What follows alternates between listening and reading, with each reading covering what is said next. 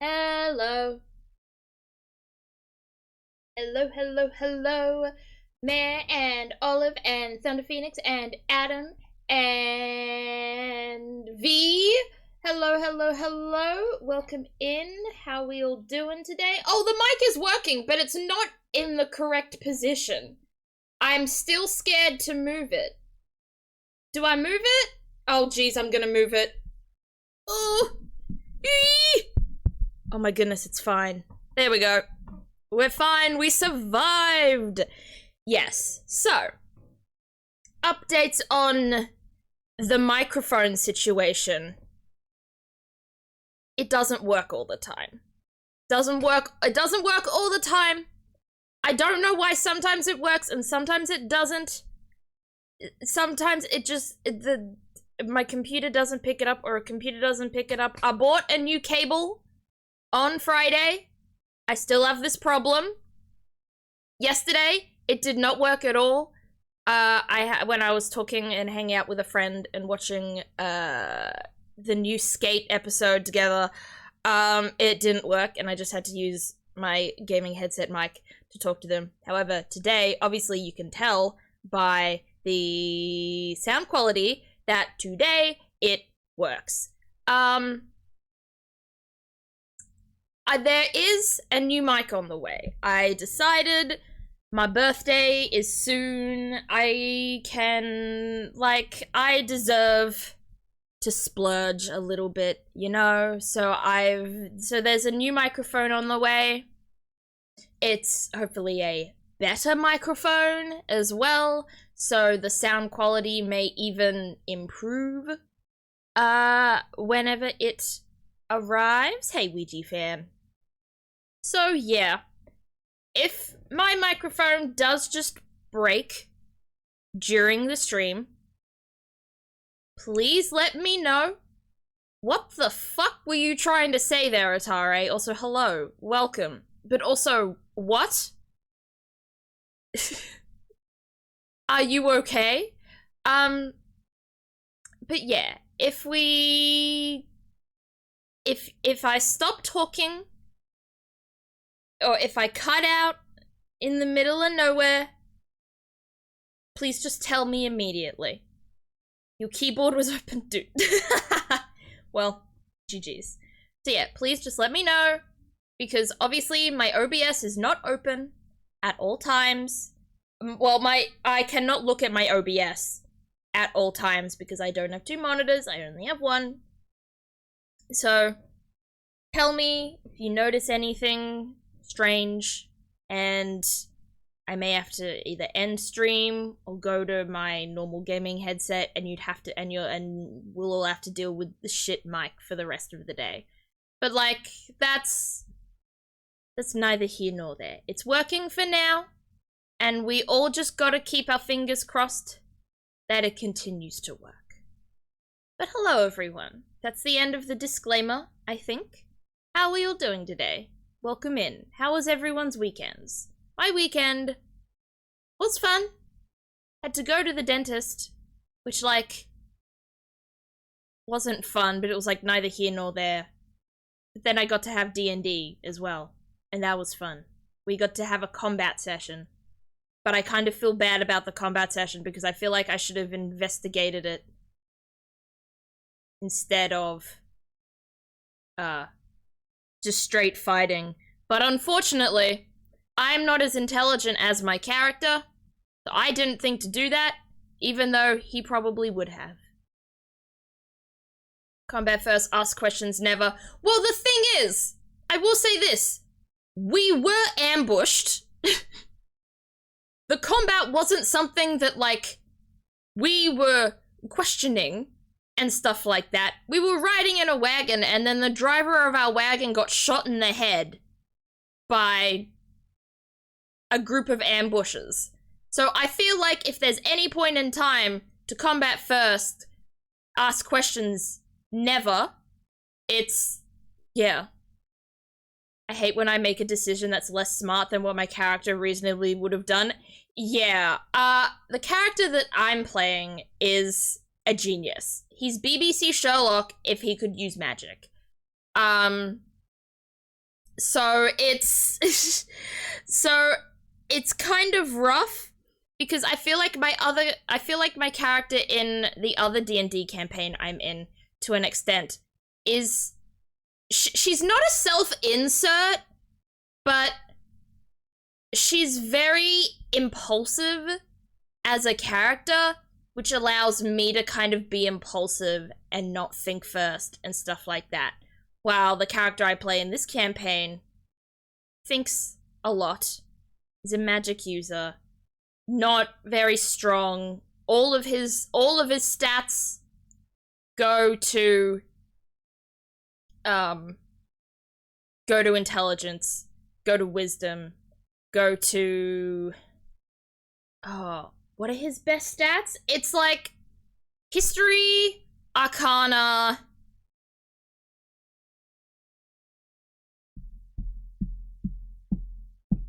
religion, and it's like perception or insight. I think it might be both perception and insight, actually. Hey, Cass, how are you doing? My weekend was pretty good. Nothing of note happened, but it was still good. Yeah, a weekend doesn't have to be special. It'd be good. You can just have a lazy weekend or a same old, and it can still be a good one. My next weekend will be better, though, because I took off Wednesday and Thursday as a birthday gift to myself, so I get a 5-day weekend next week. Hell yeah! That sounds so fun. I am hoping that, so my birthday is on a Monday this year, so I'm trying to take off the Thursday and Friday before that, instead of like the week of my birthday, the week before my birthday. I'm trying to take off the week before that. However, I've been told by my manager that someone else has requested to have time off on like that exact same day. So I may have to get the week before taken off instead of the week that I want, which, like, that's not the worst thing, but yeah, I am hoping to get some time off around my birthday, be able to chill, get stuff done, celebrate with whoever wants to celebrate. I'm okay, how you been? I've been alright. Yesterday, I will say, my dentist appointment wasn't bad. I got my teeth cleaned, and then I got a new mouth guard. Because I am a tooth grinder. I'm a terrible teeth grinder, but I do it in my sleep. I don't do it when I'm awake. It's not something that I consciously do. I do it when I'm unconscious. So I have to have a mouth guard now to wear when I'm asleep, so that I don't grind my teeth down and continuously damage them over and over and over again. My weekend's been I've just been catching up on schoolwork, and I caught another cold. Oh no! After getting over my last one not even 2 weeks ago. Yeah, basically the way that my brain works is that I will get sick from somewhere and I'll be like, okay, so I'm gonna mask when I go there from now on. Like, the flu that I caught, I got sick from my volunteering job. And I was like, alright. That's note to self. Don't forget to wear a mask there again. Like, look after yourself. It wasn't a bad dentist. I don't have a fear of the dentist. My mom has like a terrible fear of the dentist, and I'm like, it's not that bad. That is probably because, like, I've never really had to, like, I don't have bad teeth. I don't have impeccable teeth. I should probably look after them better, like I should floss and stuff like that. But, like, my teeth are fine, decent. They have a little bit of sensitivity to the cold, and they have a little bit of a sensitivity to, like, sugar. But, like, they're not in terrible shape, and I haven't had to go to the dentist to get, like, genuine work done. Like, I used to go to the dentist all the time as a child because I hated my Because I hated the idea of pulling my own teeth out, like my baby teeth. So I would go to the dentist as a child to get my baby teeth taken out when they were wobbly. I just hated the idea of taking them out myself, or them just like falling out. I usually get sick like once every year or two since starting at teachers college in September. I've had 4 colds and COVID once. Oh my goodness. Gotta start bringing sanitizer everywhere. Like, wear a mask, sanitizer, wash your hands every time you see a sink, you know? I loved playing with my wobbly teeth. I would just, I would play with them, but I would refuse to pull them out. Like, they would hang on by a thread for days and days and days on end. And I'd be like, I won't take them out, though. I don't think I ever, like, pulled a tooth out. It had to be it had to almost genuinely fall out of my mouth, or the dentist would pull it out. I would rotate them. I would, like, flip them. Like, I remember one of my front teeth, specifically, like, one of my top front teeth, I could, like, flip it backwards so it would, like, basically just press against the top of my mouth, or, like, the back of my gums. I would just do gross stuff like that. Wouldn't take it out, though. No. That would be too far.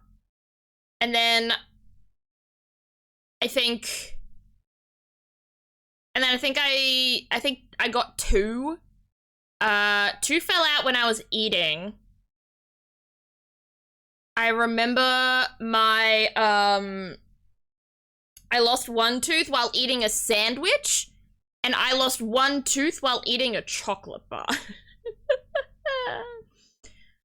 I don't remember how I typically felt about my baby teeth getting loose, but I used to have bad dreams about my adult teeth getting loose. I actually haven't had them that recently, but, like, a recurring dream that used to happen a lot in, like, the past couple of years or so was, it was kind of my teeth falling out, but it would be the shells of my teeth. Like, it would be, like, layers of my teeth falling out. Like peanut shells.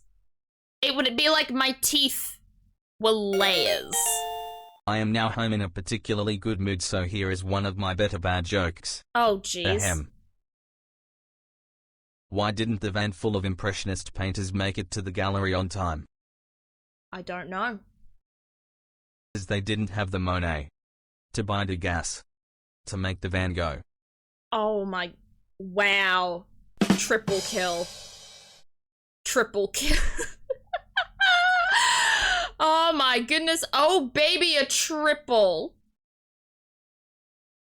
Does anyone have dreams about their teeth falling out by their teeth are giant? No, I have peanut shell teeth in my dreams. And they'd fall out in layers. So, like, the outer layer of the tooth would fall out, and then the next layer of the tooth would fall out, and then the next layer of the tooth would fall out. Those are the tooth dreams I had. Olive, I respect the crickets. I love the crickets, Olive, thank you. Alright. Stream keeps buffering on my end, is that just me? I am pretty sure it's you. I'm pretty sure it's you, Thunder Phoenix. I've had no dropped frames on this end, and I literally restarted I restarted both my computer and my router just before I started stream. That's why stream started a little late today. That's why stream started a few minutes late. So I think it's just you. I remembered something that happened during this week. I got the Mizuki ending in Heir of the Somnium Files. Oh, you mean the best ending? Other than, like, the true ending, which is, like, the actual best ending. But, like, the best non-true ending is definitely the Mizuki ending. Easily. I loved it so much. So good. Felt my back crack.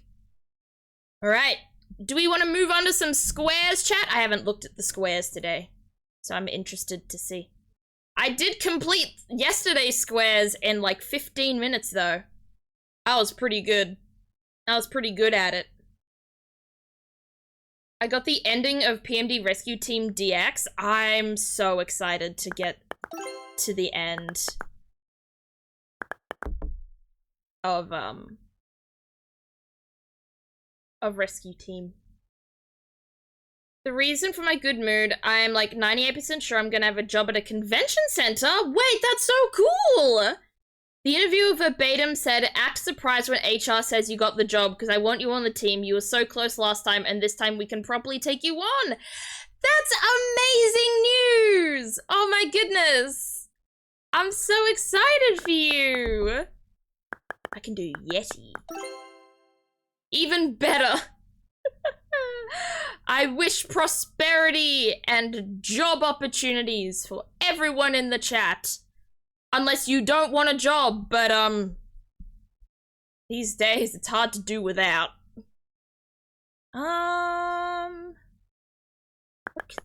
What's the, Trying to figure out where the J comes in.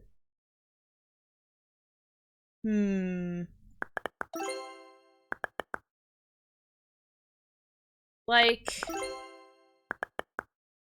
we crossed out the I before we crossed out the J. Hello? I'm just waiting. Jane?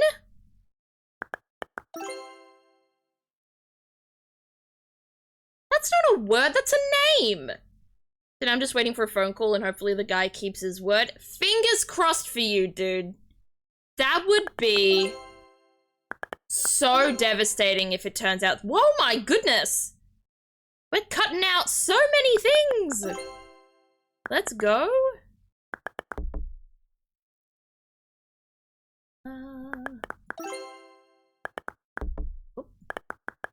There we go.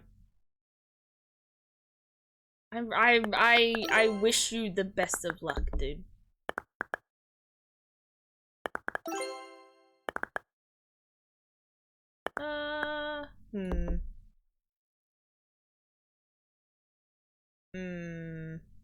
Now what?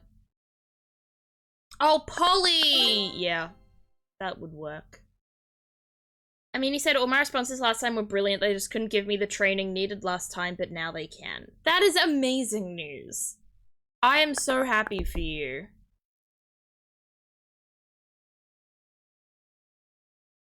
I love seeing people succeed. I love hearing about people succeeding. Knock?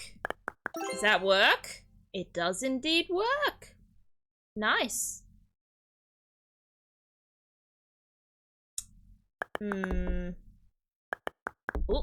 Oh, crane. Sorry, forgot the E. Rely and reply. And crate. Rely. Reply. Nice. Nice from all of you. How about aunt? No, we need the apostrophe for that. Rip.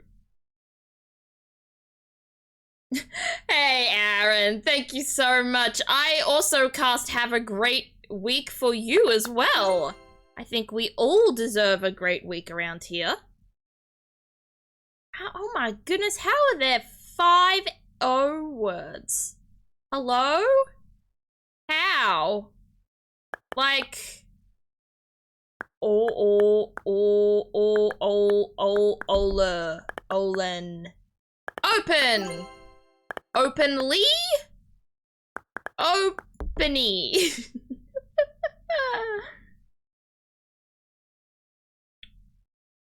There we go. Down to 3 now. P is now at the top again. Exclamation point, fish? What are we fishing for, Cool Draw? What are we fishing for today? Turn. Paw, home, homie, pernat,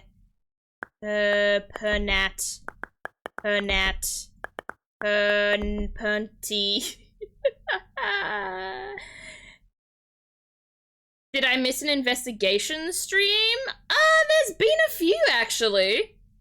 Where I think this is our 5th investigation stream. Today's is our 5th. So we've had a few already.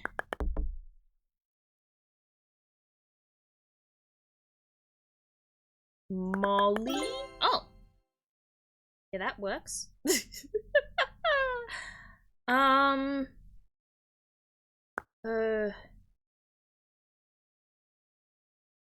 thought the stream title said finally fishing the gays. Oh no. I'm sorry, Cool Draw. No, no fishing. Heron. Curly. Fly. Plum. Plo. Plen. Like, plent? Lent? Rent? Yeah, well, that gave me a few. I missed like 1 or 2. Oh yeah, they're on every Monday pretty much. Or every Sunday if you're in the Americas. And yes, the VODs are indeed all on YouTube these days. I unfortunately cannot save lots of VODs on Twitch anymore, so I have now opened up a VODs YouTube. And therefore, most of the stuff will be on there these days. Connie? Kate. Hanley. Canely. Have I done Kane yet? I have done Kane. Molly? I think I just did that. Yeah, I did that one earlier. PNG model? Thank you. Kaja Sardonic. Do you have a would you rather be called Kaja or would you rather be called Sardonic? Which one? Every time I hear someone say YouTube, my brain flicks the RT game making YouTube a curse word. Oh my goodness. If I ever need to like censor swear words out with something, I need to figure out what I want to use. I think I'd probably use a quack. Whichever works, don't matter to me, no worries. Also, am I pronouncing it right? Am I pronouncing Kaja right?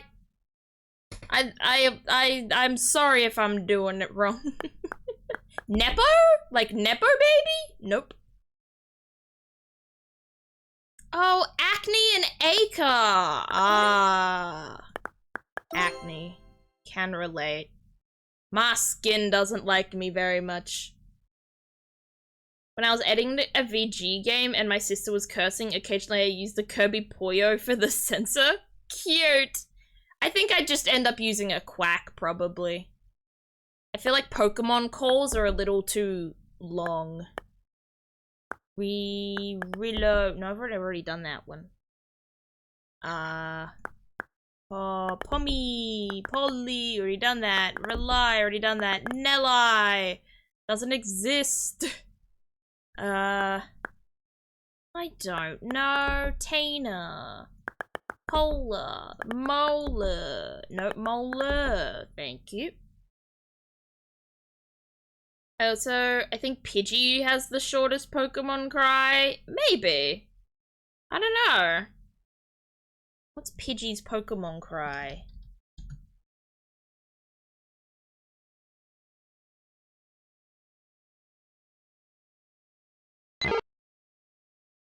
Yeah, that probably is. That probably is indeed the shortest Pokemon cry. Probably wouldn't use it though. What notification did YouTube give me? Has someone uploaded a video? Show me. Oh, it's just Josh Secchi going live. Okay. Etna? What do you mean that's a word? I hate that. Yeah, it's just a short little blep, just blep. But I think I'd do a quack. I think a quack would work well.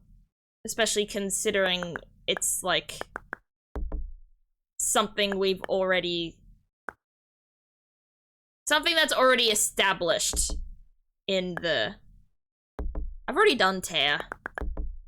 It's something already established in my,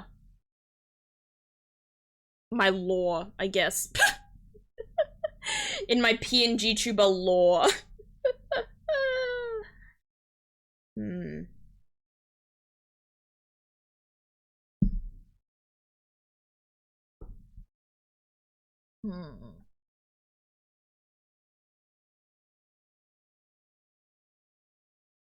I need the O to be up here so I can spell ornate.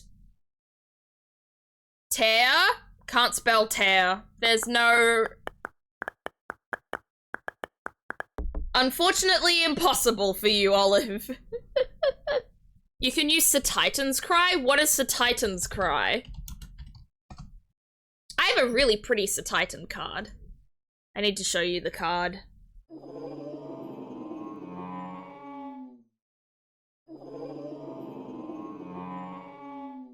Yeah, I think that one might be a little long.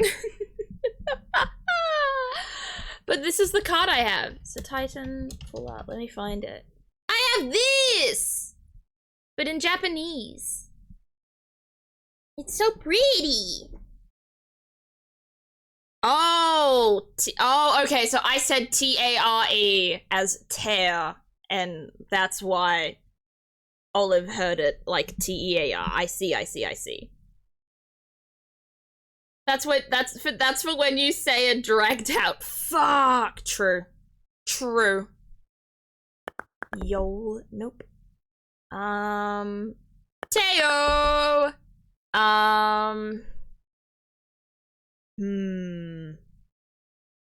Jinx's Cry? Well, now I need to look up Jinx's Cry.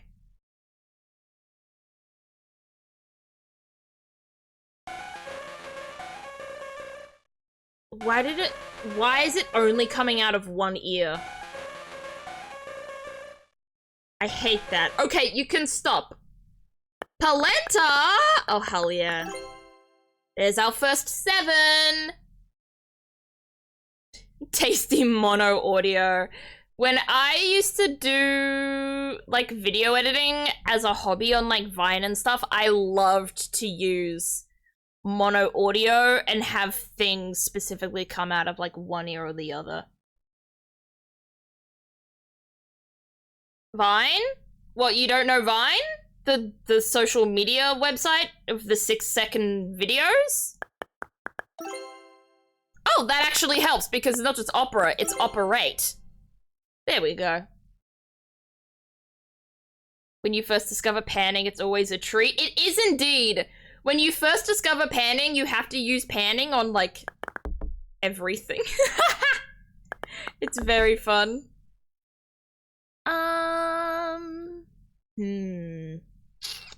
Rant? I'm pretty sure I already did that. I did indeed already do that. How many words we got left? We've got 10 to go. Elna! It's my friend! I think I was too young to have used Vine. I was like... I think I was like 15 when I started using Vine. My back! Mood, Atare. What do you mean you were too young for Vine? Oh my goodness. Atari says that and he's younger than me. Like, you say that and yet you're still 2 years younger than me. I love it when Twitch doesn't feel like telling me when you're streaming. Oh, hopes and dreams, I'm so sorry, but welcome in. I guess that's also part of the reason why I do have this just chatting period at the beginning of the stream. So like, people don't necessarily end up missing like a big, like missing the big gameplay, you know, missing the main part of the stream. The hell's a Vine?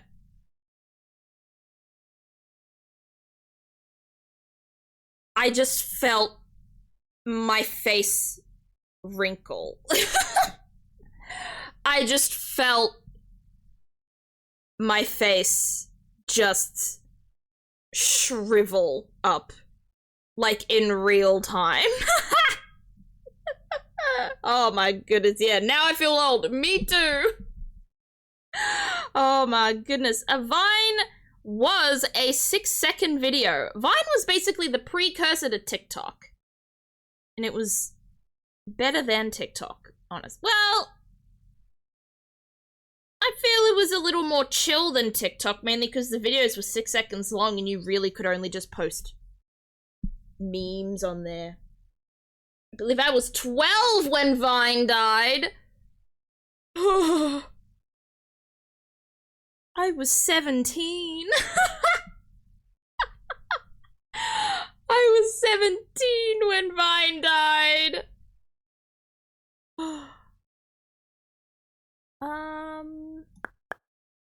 I'm thinking there's a crit. There's another crit. Never mind, there's not another crit. Kana. That'll do it, I guess. I never used Vine, but I would always watch random Vine compilations on YouTube. Yeah, Vine was really just a cultural reset. The amount of sayings that exist just because people said them on Vine. Like, roadwork ahead. Yeah, I sure hope it does. That was a Vine. What other ones? My name is Michael spelled with a B, and I'm terrified of insects. That was a Vine. I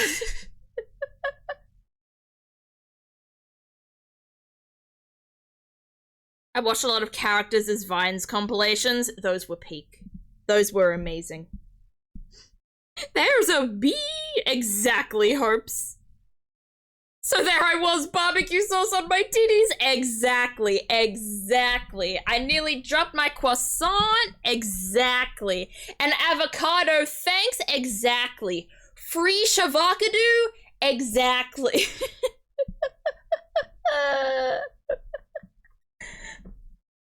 There's just so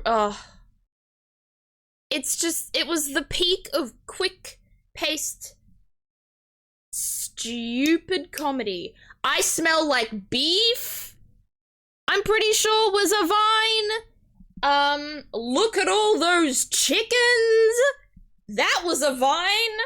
I can't actually think. I'm losing track.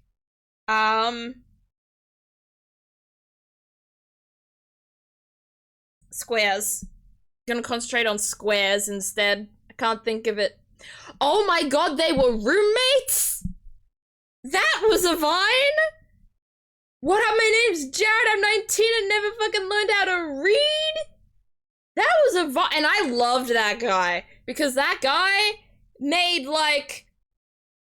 Because he was like, there was another Vine that he made that was like, I have been diagnosed with Kugai syndrome. Haha, that means I gotta take Adderall. He had so many really good ones. My main goal is to blow up and act like I don't know nobody. Exactly. I had one in my head and now I've forgotten about it. I have the power of God and anime on my side, I'm pretty sure was a Vine. Hurricane Katrina? More like Hurricane Tortilla. Like...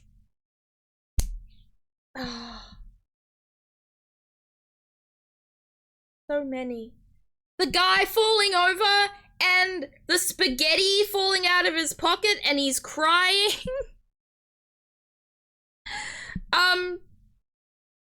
The guy playing the trumpet and his kid slamming the oven in time. I'm gonna say it, I don't care that you broke your elbow. And they were like, Chris, is that a weed? I'm calling the police. And then puts 911 into the microwave. Hi, welcome to Chili's. Like, oh my goodness.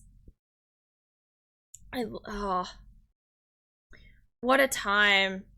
I loved... I can't spell money and I don't like it. I kind of just thought these were really short YouTube videos. No. If the video is like 6 seconds or less, it didn't start on YouTube. 99% chance it started on Vine. Fuck your chicken strips? Exactly. I'm pretty sure some of these Vines I've heard through being used as sound clips. Oh yeah, for sure. They're just so iconic and they get used in so many different ways as so many different things. There's just, oh, so many of them.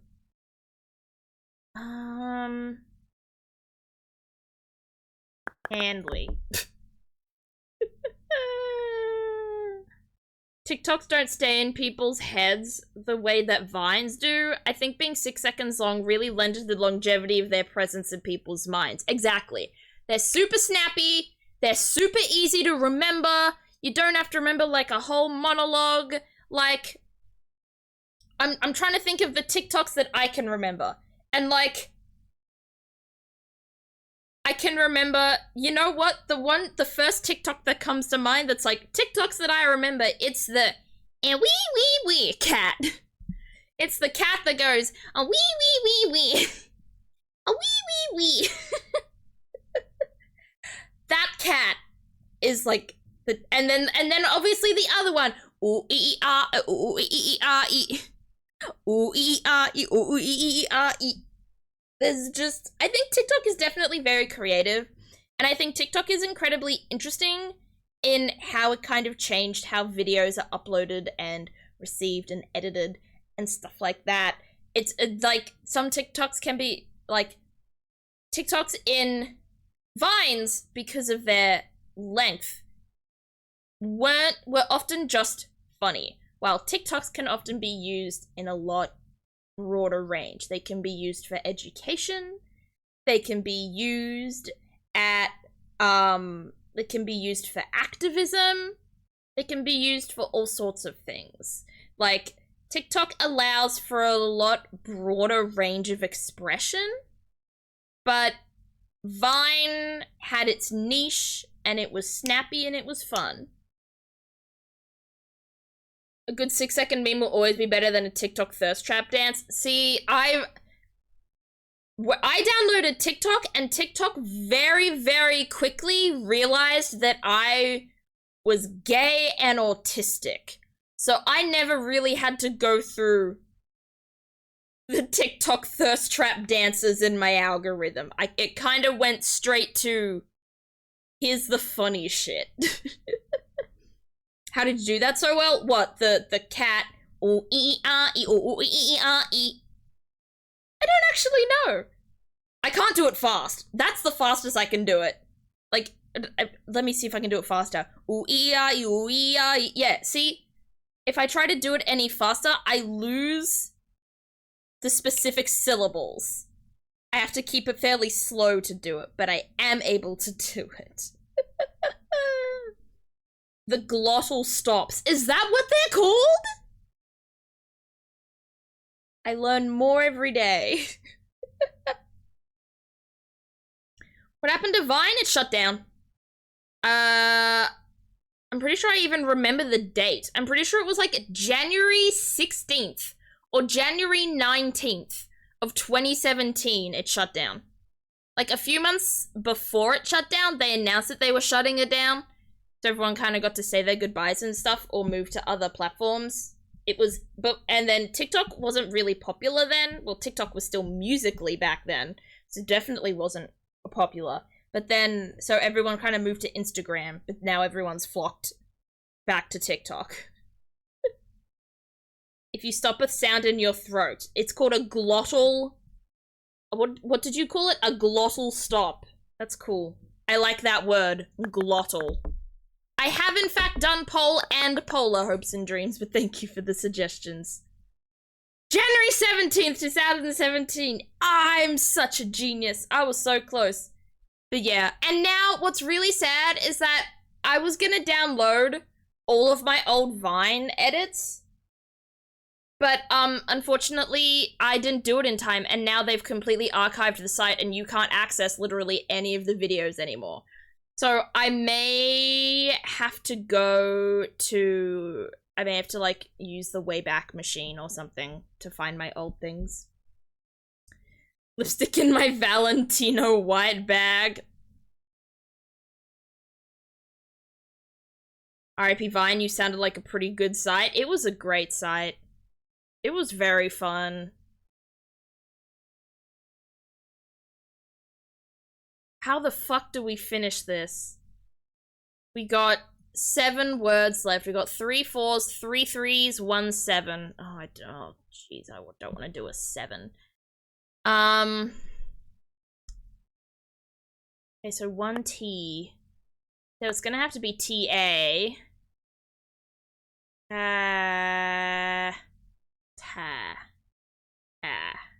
Tack.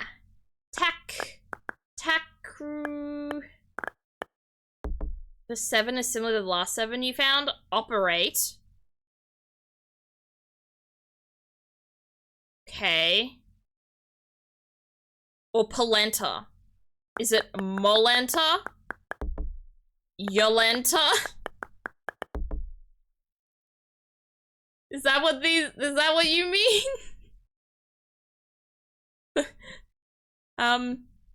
Yeah, I can't think of anything else. It's similar. How can it be similar to polenta?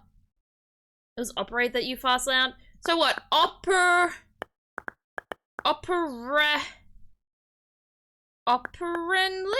What? Opera. I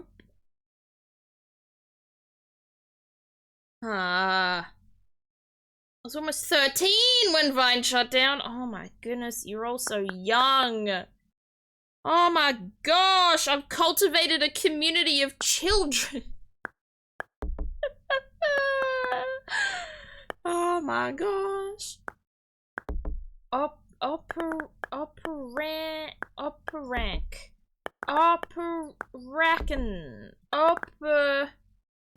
Openly. Operant. Oh. Bitch. Fuck that. Okay.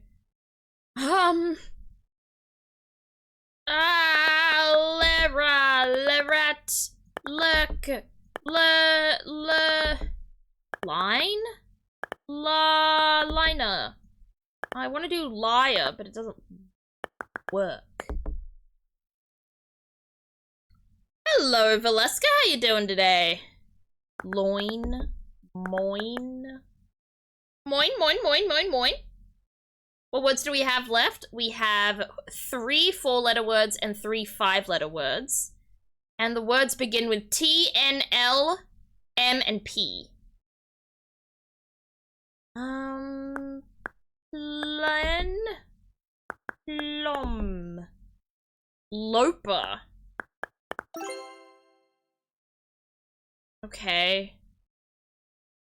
Didn't like that. Extremely average? Hey. As long as it's not bad? As long as it's not bad, you know? Myope. What the fuck? Oh, wow. Okay, that took away everything.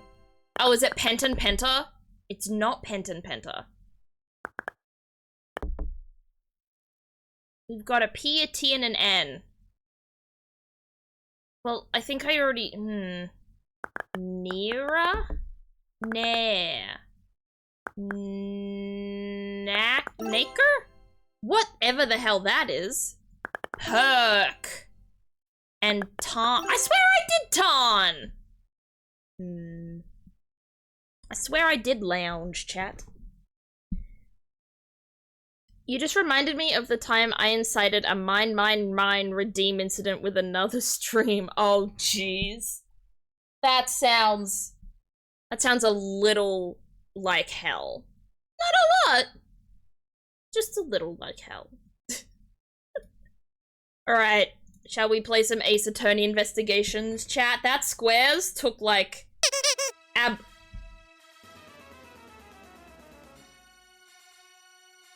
Okay. I guess we'll do this instead, huh? We'll have this play for a while, I guess. How... I'm a clown now. It's barely audible, that's the point. It's not meant to be loud. I convinced a streamer to make the Finding Nemo Seagull mine sound a redeem, except they forgot to make a cooldown, so they overlapped into audio hell. Oh no. We want to see Wright's boyfriend? Fuck yeah, we do. Aaron knows what's up. Alright. Ace Attorney time. Okay, we've actually got it. Okay. Okay, first of all, I'm gonna wait for the clown redeem to end. Then I'm gonna run an ad. Then we're gonna start the game. Cause I don't wanna get into the game and then immediately have an ad run. I'm gonna try and be smart about this.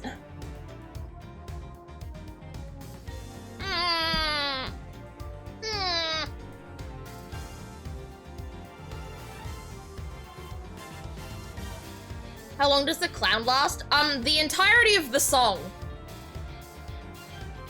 The entirety of the circus song.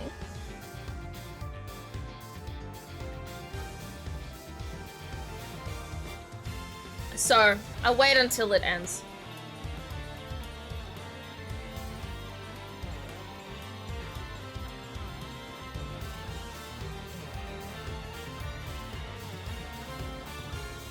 Unlocked their true form! Rude.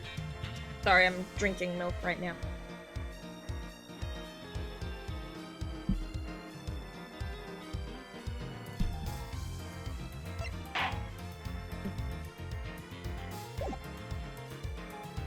I was gonna see if taking us into a different window would mean, there we go. Now we don't get the music anymore. The mild audio hell is gone.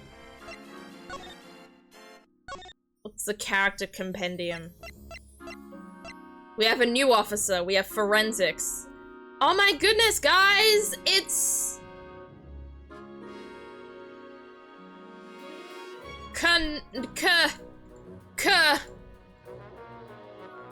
I've actually forgotten the guy's name from Nirvana, from Air the Somnium Files. It's Kaniza! Kablammy! Exactly. Alright. Alright, I'm gonna run a 3-minute ad. Don't you worry, guys. You will not miss any of the gameplay. Let me just switch the game to Miles Edgeworth. There we go. We've only met 10% of characters. Kind of— wait! Wait, this is actually really cool. You get to see all of their sprites and stuff? That poor metal. Oh my goodness. Wait, this is actually super cool. Cause this means— oh my goodness, I could have used this for my thumbnails and stuff. Huh. Cool. What else have we got? Accolades. Played the game with HD chibis. Successfully presenting the correct evidence during a rebuttal without using story mode. Fuck yeah. Successfully making a connection during logic without using story mode. Yeah, I'm being intelligent. Or at least trying to be. Just Keanu Reeves this time? Hell yeah. Keanu Reeves seems like a pretty cool guy.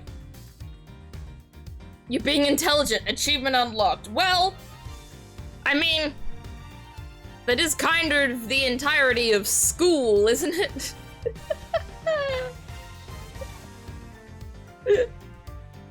That's just what school is. The ad's over yet?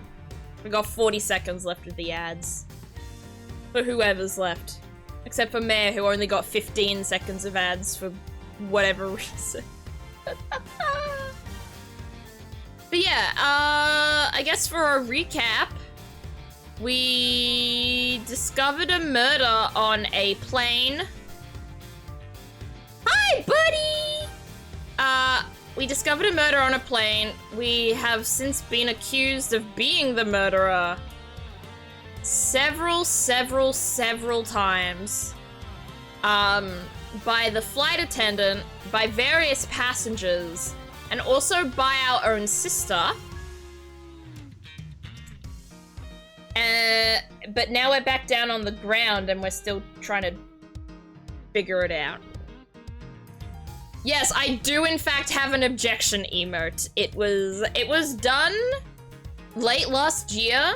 I basically got it done for the sake of this, for the sake of these Ace Attorney streams. So spam those to your heart's content. Now the ads are over, so we can continue the game.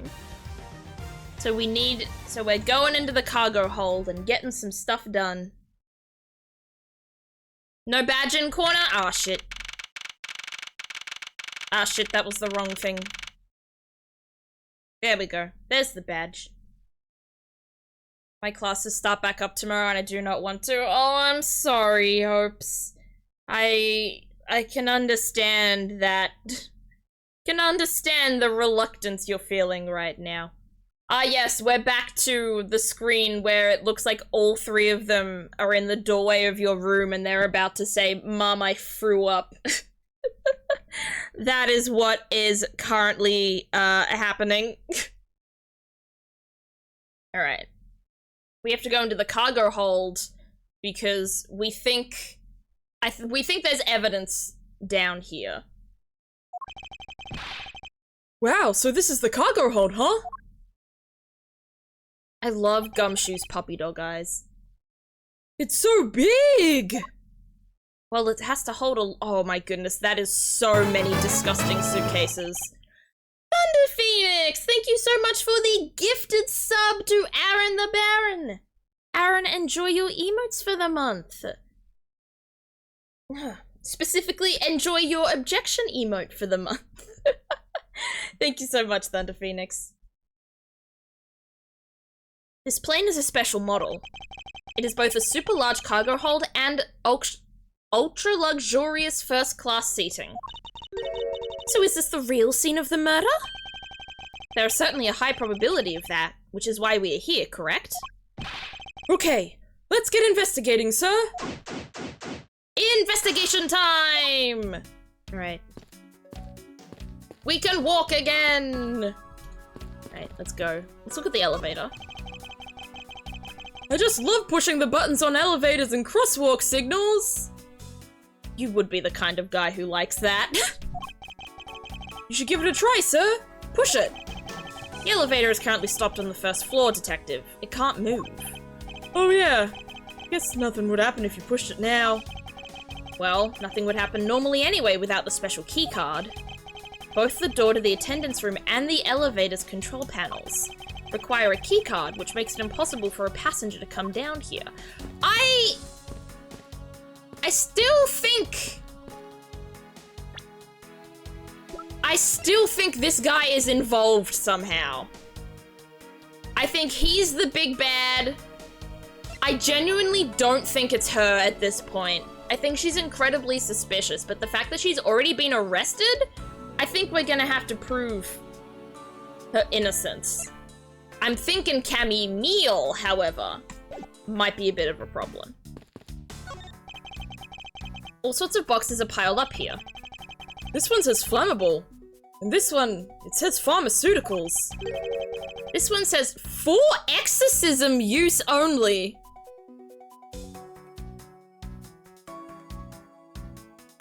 Gumshoe's the god of the himbos. Very true. Exorcism use only. I am scared of what's in there. So what kind of operation is this airline running? Who knows, bro? But I mean, these games do have spirit mediums and possession as plot lines quite often. So I'm actually really not that surprised. Have you noticed anything strange happening around here? No, sir. I haven't noticed a thing. I'm not sure that he meant to sound so oblivious. Now let's look at this open suitcase. Exactly. Like, the entire village of Karain exists. Maya, Mia, Pearl, Misty. Whatever the hell that woman's name is. Iris. Like, and Dahlia. Like, I have to suspend my disbelief here. I'm sure we can exercise people in this world. Hey, what's with the suitcase, pal? It's what the victim checked in, sir. So this suitcase belonged to Mr. Hicks. I don't think he'd mind if we took a closer look. He's dead. My guy, he can't mind. There's nothing out of the ordinary here, sir. Wait, a file? And there's a photo of Miss Von Karma in it, sir. What? Wait, Hicks knows Von Karma? It looks like a profile on Franziska. Why? Why would Mr. Hicks have a file on her? I'm thinking the same thing, bro. That is weird as hell. More suitcases. We'll get there when we get there. Yeah, Aaron, I haven't played the second trilogy. I've only played the first trilogy and then I've gotten to this. So, make sure to keep spoilers to a minimum if you can. If not for my sake, then for the sake of everyone who is only experiencing the Ace Attorney games through me and not, like, playing them themselves. Fully suitcases, Mr. Edgeworth. It's like an all-you-can-use suitcase fair. These must be all the leftover ones they couldn't sell. The ones the company is planning to dispose of after this flight is over. The thing is, they could probably just repaint it. I don't think you'd have to destroy them. This paint job is really cool, don't you think? It practically screams artsy. Do you want them? Gumshoe? Buy them. Well, actually, he probably wouldn't have enough money for it. Oh, why not purchase one then? I'm sure it'll bring you much happiness. You think so? Then maybe I will. Let's see here. $1,200? I think I'll pass. There it is. And Miss Tenero wonders why they don't sell. You'd need 2 jobs just to buy one. Yeah, I don't... How? Okay, give me a second. I'd have to work for 5 weeks to earn one of those suitcases. No, thank you. Maybe 4 weeks if I also got a Twitch payout during one of those weeks. Like, too much. It definitely looks like one is missing. What's this brittle substance I'm stepping on? It's a bunch of glass fragments? Wait. Where's the glass from? Like, the windows? Maybe? Not the- no, I didn't mean the windows. I meant the shattered... The shattered display case. Maybe they, tracked it in here? Or they broke something, Many thoughts. Many thoughts being had. Keeping track of this many pieces of cargo must be very taxing on the cargo crew. It sure brings back memories of when I worked as a part-time mover, sir. By the look in his eyes, he's waiting for me to ask about the rest of the story. But no matter how he pours on the puppy eyes, I have no interest of doing so. Oh, Edgeworth's like, I'm not here to talk. Well, Edgeworth's like, I'm here to talk, I'm not here to listen. I didn't know that this plane was capable of carrying such large pieces of cargo. This thing's as tall as 2 of you on top of each other, sir. Is it this thing? Wait, is one of these big things gonna be this? Wait, it's gonna be this. How much do you want to bet? It's gonna be the thing in the photo. It would probably take 20 of you to cover the entire surface of this monstrosity. What, really? Yeah, I guess that sounds about right. There's really no need to take that throwaway estimate seriously, Detective. Wonder what's under there, though. Has to be important. Right. Talk to Franziska. You arrived at the scene of the crime before Detective Gumshoe, correct? And you then immediately began to direct the investigation. It seems to me that you were already here at this airport for something besides this murder. Yes, I was. And why was that? I've been following a very large and involved governmental level international crime, but it's much too large for one person to take on alone. So it was decided that I should form a joint investigation with Interpol. Interesting. She's with the big leagues now. Interpol is involved? It's a top secret operation, so I can't really tell you any more than I already have. Okay. Let me present... Oh. I thought the profile on her was evidence. Never mind then. I'll have to do some logic then, I guess. Let me try and figure some things out. Oh! Broken glasses, glass shards.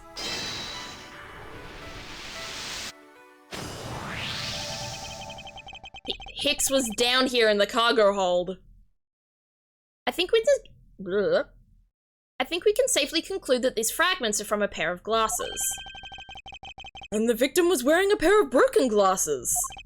Exactly what I was thinking. I'm sure that the shards would match up perfectly with the remnants of his glasses lenses.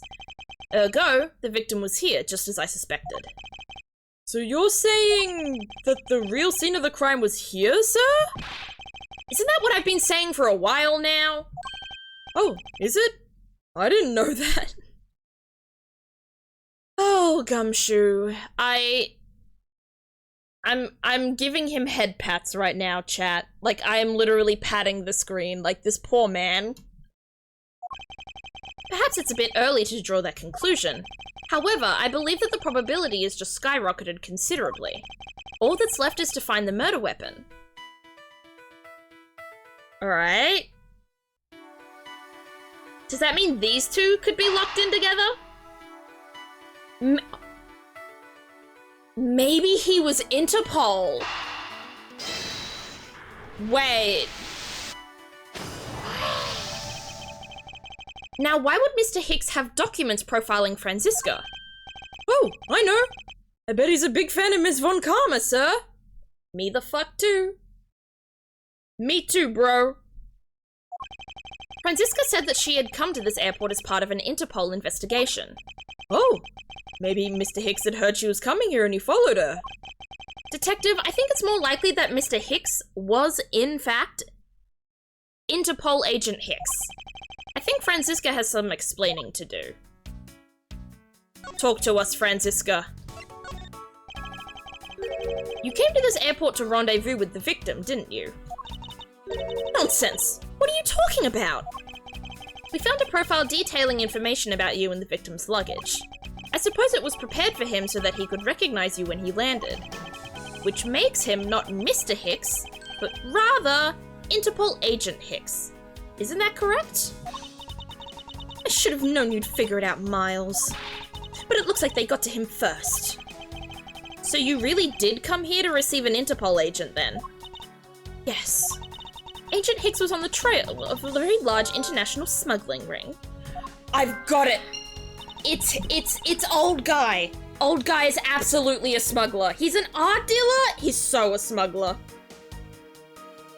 I've been playing Ace Attorney Investigation. I've also been playing Ace Attorney Investigation. I love this game. It's been so fun so far. I've been really enjoying it. V, how far are you into it? I'm guessing you're a little bit ahead of me? He went undercover to investigate this crime, and it was I who put him on this case. I was supposed to receive a call from him on his cell phone once he had landed. I never expected to receive a call about his murder instead. I think we now have pretty definitive evidence that Agent Hicks came down here to the cargo hold. What was he doing down here, sir? I think he was trying to find evidence of the smuggling, Gumshoe. There's nothing but luggage. Oh, I get it. Maybe he forgot something in his suitcase and came down to get it. Incorrect. See, this is why, I just realized, this is why we lose health whenever we make a connection. Because it's Franziska whipping us and injuring us. Agent Hicks came here for a work-related reason. Of that I'm sure. Yes, I'm sure he was here to investigate the smuggling operation he was observing. Franziska, do you know exactly how he intended to pursue his investigation? No. Unfortunately, I was going to find out from him after he landed. I see. But this raises another question. A normal passenger can't access the cargo hold on their own. Agent Hicks must have identified himself to a member of the crew and entered the cargo hold with that person who let him in. Yes, and then he was murdered here. These glass fragments and his broken glasses are a testament to that. And then... the killer put Agent Hicks into one of the spare suitcases, and they entered the elevator. But while they were riding it up, the plane hit that patch of turbulence. Because of the intense shaking, the suitcase popped open and Agent Hicks's body flew out. At the same time, his wallet fell out of his pockets, spilling its contents everywhere. Which explains why there was money scattered all over the elevator floor. Investigation complete! I don't remember if I mentioned it at any point earlier, but this was the first of the 2 Ace Attorney games I actually played myself instead of watching others play. What was the other game that you played yourself instead of watching other people? I think it's pretty easy to say who the culprit is at this stage. What? Really, sir? Leighton versus Wright. Oh my, you choose. Those are some fascinating titles to be the first titles you play in both series. Like, that's fascinating choices made. I know what you're thinking, Miles Edgeworth. But the killer can be none other than Ms. Rhoda Tenero. Oh. Time for a 1v1! Oh, a friend lent both of them? Okay. That makes more sense. Because I'm like, why would you choose? Yeah, I'm gonna play Ace Attorney Investigations.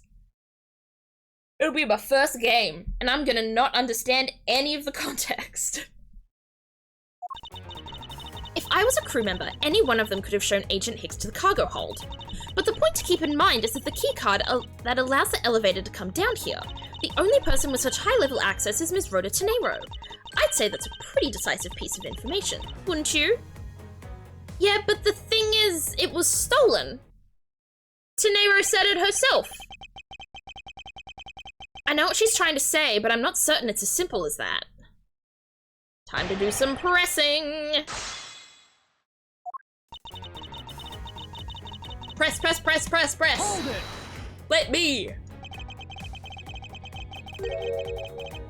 That might be true, but then it could be anyone, including Ms. Meal or even the captain. Don't be a fool. There it is.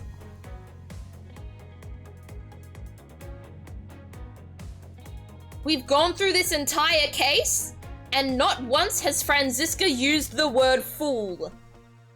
The drought has been broken, chat. We have finally gotten the fool drop. Roll credits. Don't be a fool.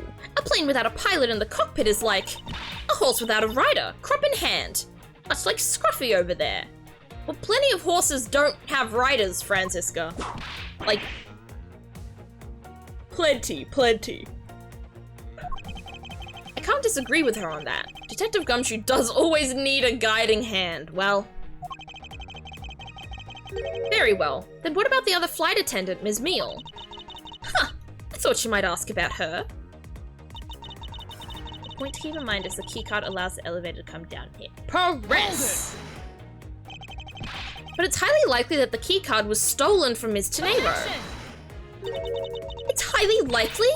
Is that possibility the best you can come up with? And you call yourself a disciple of my father? Ugh. Yes, well, while I don't have any evidence, Be quiet. You're a disgrace. There's more evidence pointing to Ms. Rhoda Tenero, you know. It's not just the keycard that gives her away. Are you talking about the murder weapon, the Captain Ugo piggy bank? Yes! She's also the only person with a key to open that display case. Ooh. It's gonna be rough defending you, Tenero, that's for sure. Hold it! Harass! Objection! Oh! I didn't even get to say my line. Stop right there, Mars Edgeworth. You don't have any proof that this is just a red herring.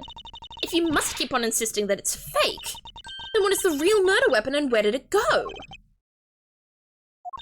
Speechless, I see. That's not a surprise. After all, you know that we've searched the entire cargo hold and came up empty-handed.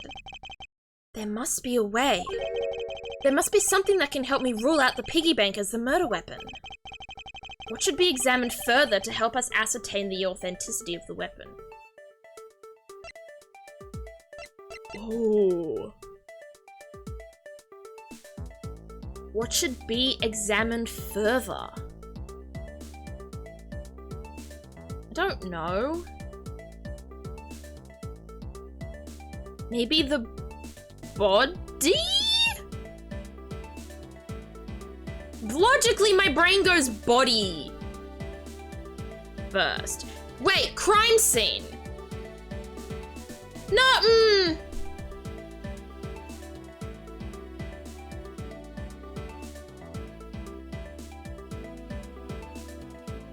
I'm going body first.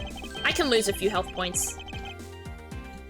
Franziska, I think you were too quick to jump to your conclusions. Oh, was I? Yes. We don't even have the autopsy results yet. How can I not say that you made a snap judgment when you have yet to even see if the wound on Agent Hicks's head is consistent with the murder weapon? Scruffy! Yes, sir! Contact the medical examiner's officer at once. I wish to hear the results of Agent Hicks's autopsy. Yes, sir! Bye, Gumshoe. Oh, hi, Gumshoe. We've got a big problem, Mr. Edgeworth, sir.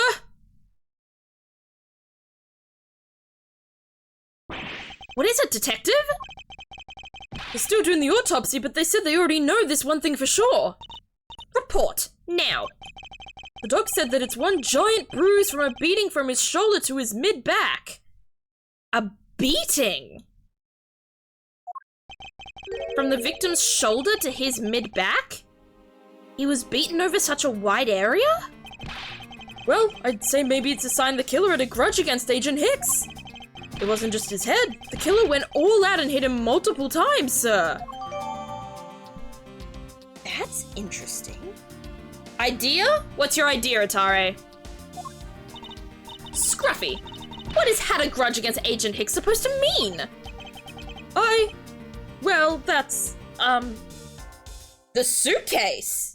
You think the suitcase was the murder weapon?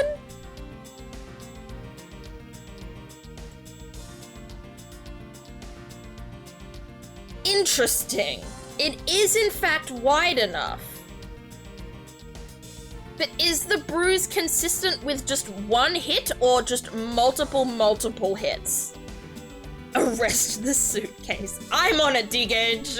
Also welcome. Was the wound on the victim's head consistent with the murder weapon, detective?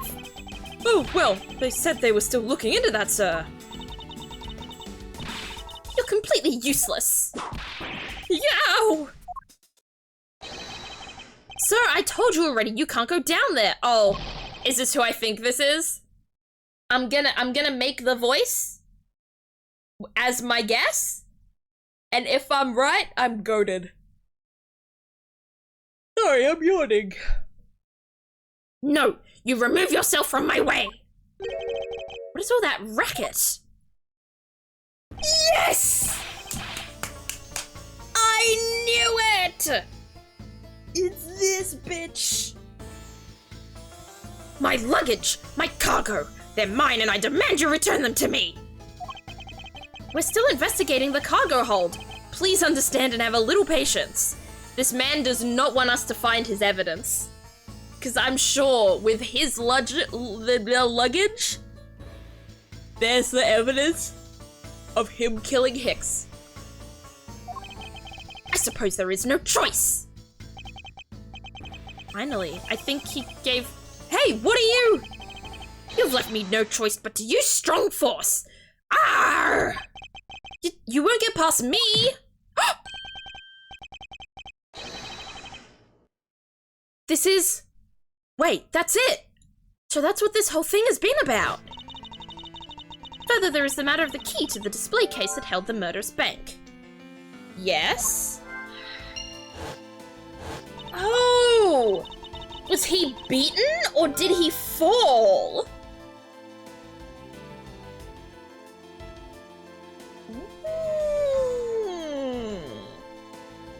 Your voice for LeBlanc is very annoying. 10 out of 10. Thank you. It's a bitch on my throat, but you know what? I'll keep doing it anyway. The doc said that it's one giant bruise from a beating from his shoulder down to his mid-back. No, I think he might have fallen. He fell on a suitcase 7 times? I'm thinking not a suitcase. I'm thinking something worse than a suitcase.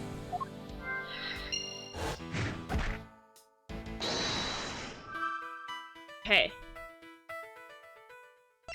Weapon couldn't be found. Some way for me to prove this isn't the real murder weapon. Hicks is on the trail of an international smuggling ring. What could this be? What things do I logic here?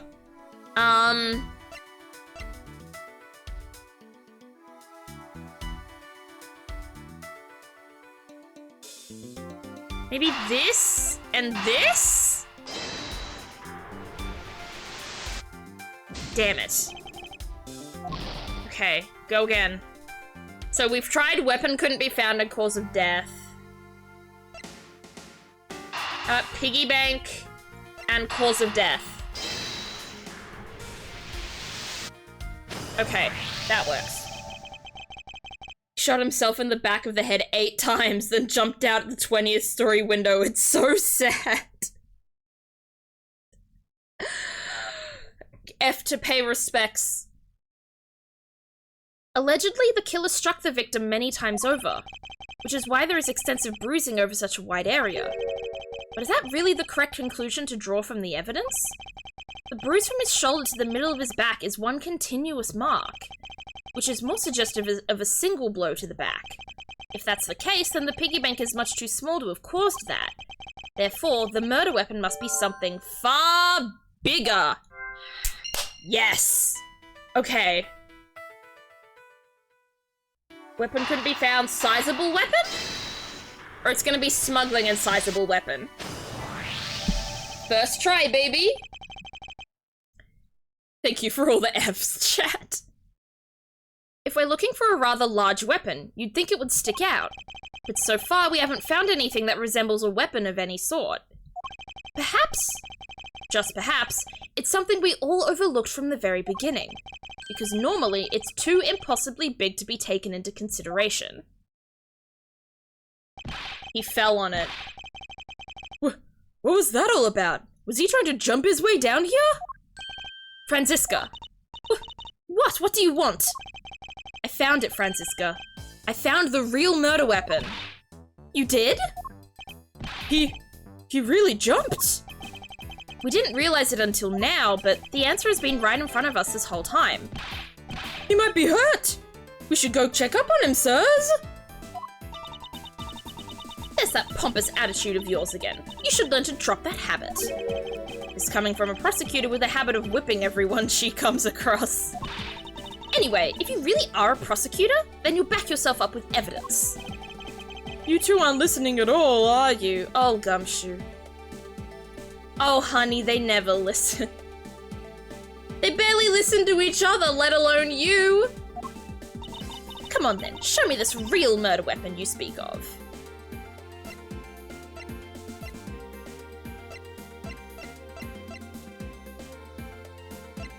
show evidence? This is the real murder weapon. Okay.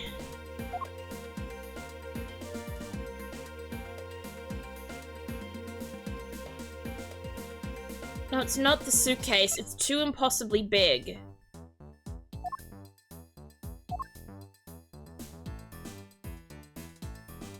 I'm gonna say it's not this. I want to present this photo because I think this is currently in the cargo hold. And I think maybe he fell on it. Take that! I'm wrong. Damn it. Okay. That was practice. Oh, this... I'd call him an idiot, but it's me. I'm the idiot. Oh, practice whippings. Yes, please. I need to think about the circumstances of a death in a different way. There's a wide bruise running. Maybe I should be focusing on what could cause such a large bruise in one strike. Maybe I do present the suitcase? Someone said the suitcase. Listen, I'm gonna present the suitcase because that's the only large item. But then after that, I'll say no evidence. Listen, I've got health to lose. It's fine. Hey, Franziska von Karma, welcome in. Does a fruit roll-up count as a whip? It'd definitely be the tastiest whip of all time, that's for sure. Take that! The real weapon is this suitcase. When you say it with such confidence, I suppose you must have some evidence. Of course. Agent Hicks was placed into this suitcase alive, and it was while he was in here that he was beaten in the head and back! What if you would die if I whipped you from head to toe right now? Oh, okay. So I still... There was unique text for that, and it still was wrong? That's rude. My father was a deadbeat. I know nothing about my mom. That is definitely a hard knock life. Franziska, absolutely the type of person to seem like she has mother and father issues. Alright, we don't have evidence to show then. I don't have any evidence to show you. Foolish reasoning for a foolish fool from a foolishly foolish fool meant to fool me. There we go. There's the fooling. Would Edgeworth and von Karma make a good husband and wife? Oh my gosh! Ugh. That is a terrible... I don't want to think about that. Like, ever. What do you mean by I don't have any evidence to show? Perhaps I should have phrased it as, that which caused Agent Hicks's death is incorporeal? How are they siblings? He was adopted into the family. He was adopted into the von Karma family. Von Karma was basically a father to him his entire childhood. Yeah, basically Thunder Phoenix. And also Fran Maya supremacy, very true. And also Naramitsu supremacy. Like, he's gay, she's a lesbian. Another reason it wouldn't work. Forgive me, but I do believe I have figured out what was the real cause of death. Free fall! The victim fell from a great height and subsequently died as a result. In other words, the real cause of death is free falling to the ground. Oh. There wasn't even a weapon. The weapon was the ground. Whoops. He fell to his death? Yes, this is the only plausible possibility. The victim has extensive bruising on the back of his head and his back, and the only rational explanation for these injuries is that he fell to his death. But the murder happened inside this plane. I know. Are you claiming that there is some place in this plane from which he could have fallen from?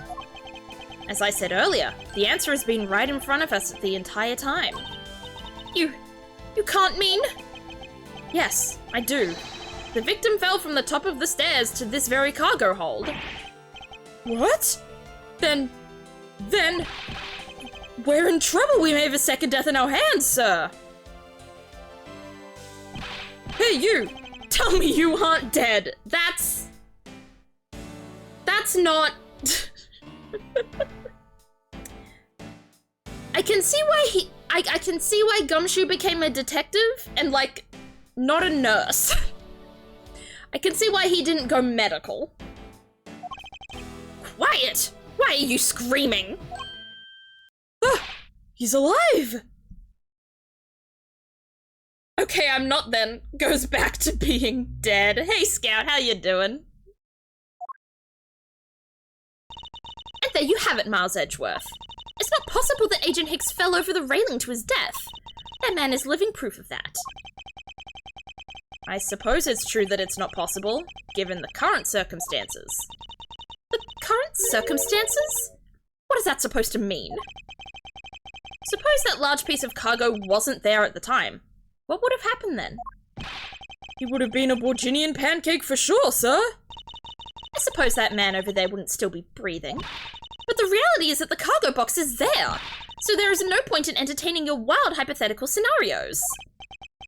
It may be there now, but there is no proof that it was always there. Huh, as if there could have been a window of time when that giant box was not there. Ah, but there was. What? What can I use to show her that it's possible the box was not always there where it is now? Ooh. Can I show? Pretty good. Quite tired, but good. Well, I hope that you feel, you know, you can perk up soon. Scout, my brain's not working as well. Where's the proof? Wait! Made a brief stop from 4 AM to 5 AM to transfer cargo and refuel at transfer point. Is this it? You refueled in the Republic of Zhongfa? Yes. This flight had a short layover in Zhongfa in order to refuel. But that wasn't the only reason for the layover. We also transferred some cargo. What if the box in question was only transferred onto the plane at that time? To further prove my point, let's take a look at what's next to the box in question. Ah, it's labeled Zhongfa Express. Correct, meaning it was loaded onto the plane in Zhongfa. Ooh, we're getting further. Now, what if the box in question was also loaded on at the same time? It would mean that the box was not here in the cargo hold during the Europe-Zhongfa leg of the flight, making a clear drop from which Agent Hicks could have fallen to his death entirely possible. Ah, but your theory is still very far-fetched. Then allow me a chance to prove how very likely my scenario is. My first order of business will be to examine that piece of cargo in more detail. Alright. Investigation! Part 2! Cargo! Please! This is a rather large piece of cargo. There's a tag on it, sir. Let's see. Aleph Red statue? Never heard of it. Nor I, but all I care about is if we can prove it wasn't here at the time of the crime. Then let's get investigating, sir! Oh, then here's fucking LeBlanc again. Oh, back on the stairs now, though. Look here! Do not go about touching my possessions without my permission! Don't rush up on me like that, pal! So this belongs to Mr. LeBlanc, does it? I should see what else I can find out from him. LeBlanc's cargo.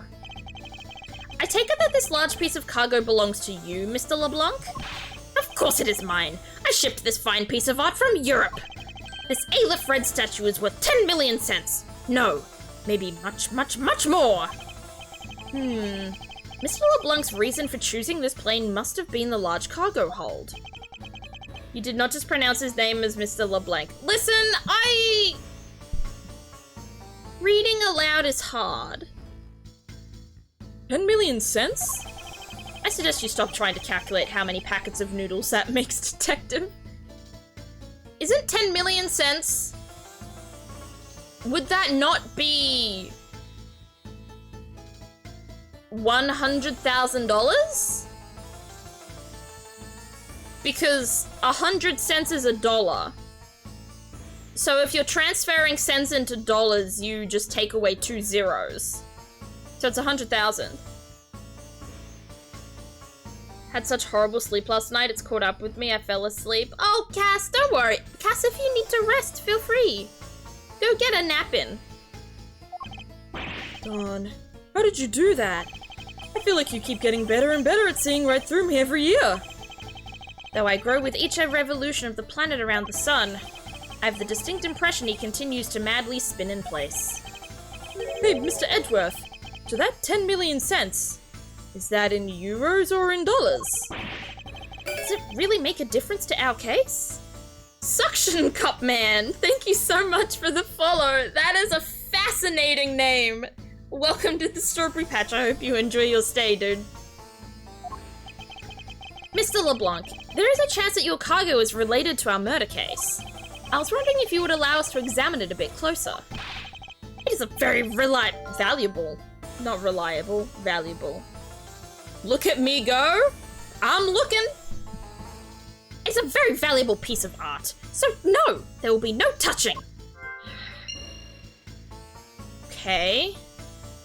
Let's go back. Let's go Q. Let's see if we can logic some things. Smuggling. Valuable piece of art. Surely that's a connection, right? Yes!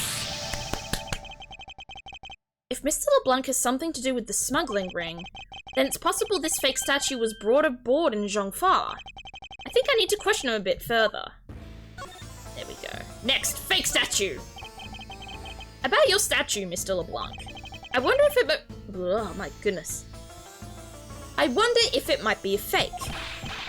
What? How dare you say my art is fake? I suspect that your statue might be the target of an international smuggling ring. Don't say such fantastical things. Those thieves would not dare. I have the certification of my cargo right here. Do you mean the cargo certification document? Mr. Zinc LeBlanc, why didn't you say so earlier? Please show it to us at once. I can't read this. What does it say? It says as plain as day, the cargo was put onto the plane in Europe. And there you have it, Miles Edgeworth. Too bad for you. This statue was brought aboard in Europe, just as it states in this certificate. No, that's... Which means that there was never a window of time in which the statue wasn't sitting there. I don't believe that, though. I respectfully disagree. We can't discount the theory until I see the statue for myself. Then you can have your wish. Look at it yourself and see that I'm right. I knew it! It's the same statue as the one in the photo. This. I know I've seen this somewhere before. This is the Aleph Red? It gives us such a feeling of art. I can practically smell it. This statue has a high amount of historic value. After it was unveiled at a museum in Europe, I brought it to this country to exhibit it. Interesting. I feel like it should be more expensive than $100,000, because it looks, like, ancient. You could buy roughly 67,567 packets of noodles with $100,000. Hopes and dreams, you are a miracle worker. My goodness, did you figure that out yourself, or was there, like, a calculator involved? I believe a closer look is warranted here. Closer look indeed. So this is the infamous Aleph Red statue. What is it, Mr. Edgeworth? Did you find something? There's something wrong with this picture. We should examine it in more detail. Right, let's do some examining. I swear I've seen this somewhere before. I wonder this thing is worth 10 million cents. Look at how it sparkles, sir. I wouldn't call it sparkling, detective. Maybe more along the lines of dully shining. Okay, we've done that. Alright, give me a second. Let me check something. Yeah, look at this. The eyes are red in this picture. So let me just get right to this eye. Nope, that's... I didn't want to click. I wanted to deduce. Are these eyes made of some sort of gem? It's a real nice shade of orange. For a sec, I couldn't even tell they were jewels. Oh, but they were oh my goodness. They kind of remind me of those eyes of this stray cat that lives near my house. Are the eyes supposed to be this color? Is it possible this statue is a fake? Yes! I figured this out! There. Deduce, please. Is this spot somehow connected to any of the evidence I hold? Yes. Photo. Get his ass. Eureka. These eyes are awfully orange, don't you think? Yeah, and pretty. They remind me of sunsets when I was in grade school, sir. Only in... What happened to the sunsets since grade school? Does he no longer see sunsets anymore? If you want the most bang for your buck, you can get 300,000 packets of noodles if you get the really cheap stuff from Walmart. Oh my goodness. That's oh. I think I'd be good with 67,000 packets. I don't think I need 300 that is a massive surplus? That's like 5 times? Like that's like 500% increase? But I think I'd stick with 67. I don't think I need much else. I don't think you see what I'm talking about. No, I do. But it's really like the color of the sun when it's setting, sir. Oh, the memories. I remember standing out in that field, spinning with my arms out until I felt ill. I don't care about sunsets. Focus, detective. What color are the eyes in this photo? Huh? Ah! Sir, they're red! As I thought, this statue is a fake. Mr. LeBlanc. What do you want? Do you not know I am a busy man? I allow you 2 seconds for your answer. The Aleph Red. I suppose this is your pride and joy, is it not? It is the biggest trophy on this European trip. Do you know why I wanted to possess this statue? The trigger started 17 years ago. Better grab a chair, sir. Sounds like this is gonna be a long story. Mr. LeBlanc, I regret to inform you, and you have my heartfelt sympathy, but... What is that? Sympathy? For what? You'll see. I'd like you to compare the eyes. That large fellow there has very bright and pretty eyes compared to you. I wasn't talking about the two of us. I meant the eyes of the statue in front of us and the one in this photo. Why the sudden yelling? Now then. Oh! It is a photo of the statue on display at the museum in Europe. Noir! Now do you see, Mr. LeBlanc? The statue before us is a fake. A fake? I believe that even further examination will be required, now that we have confirmed that this is indeed a fake. There must be some sort of proof that this was brought on board in Zhongfa, and I will present to you the evidence that will resolve the remaining contradiction. Alright, we've got to find more. So this Aleph Red is a fake. That art dealer isn't looking too happy about it either, sir. Very busy man starts telling a story that will last a decade and a half. Yeah. Yeah. Listen, I can be busy and then get stuck around doing other things. I understand. Yeah, RIP 10 million noodles. Sorry, RIP 10 million cents and 300,000 noodles. My bad, I got the maths wrong. I'll get to the bottom of this for this sake as well as mine. I don't think he's innocent in this, though. I can't believe you were able to tell this was a fake from a single glance, sir. You knew right away that its eyes were a different color than the ones in the photo. Yes, unlike a certain detective who needs to try a little harder. The fact that this is a fake means it was swapped with the real one at some point. We go down? Like, maybe we go across? What have we here? It says Zhongfa Express on the cloth, sir. Something is tugging on the corner of my mind, as though something's out of place? What's out of place?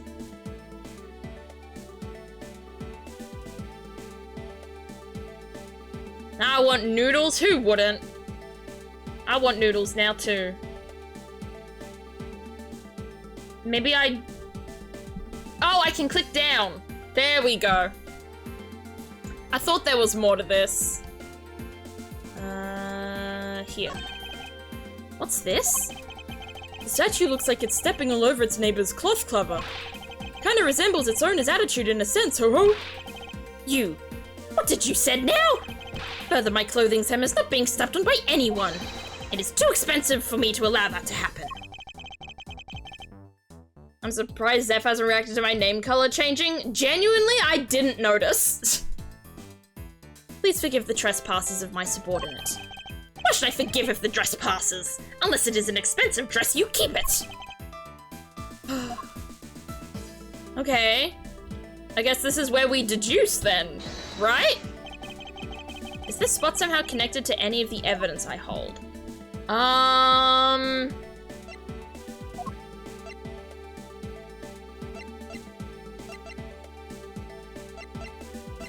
Would it be connected to this one that was loaded between 4 and 5? That means this had to be loaded on after it, considering it's on the fabric?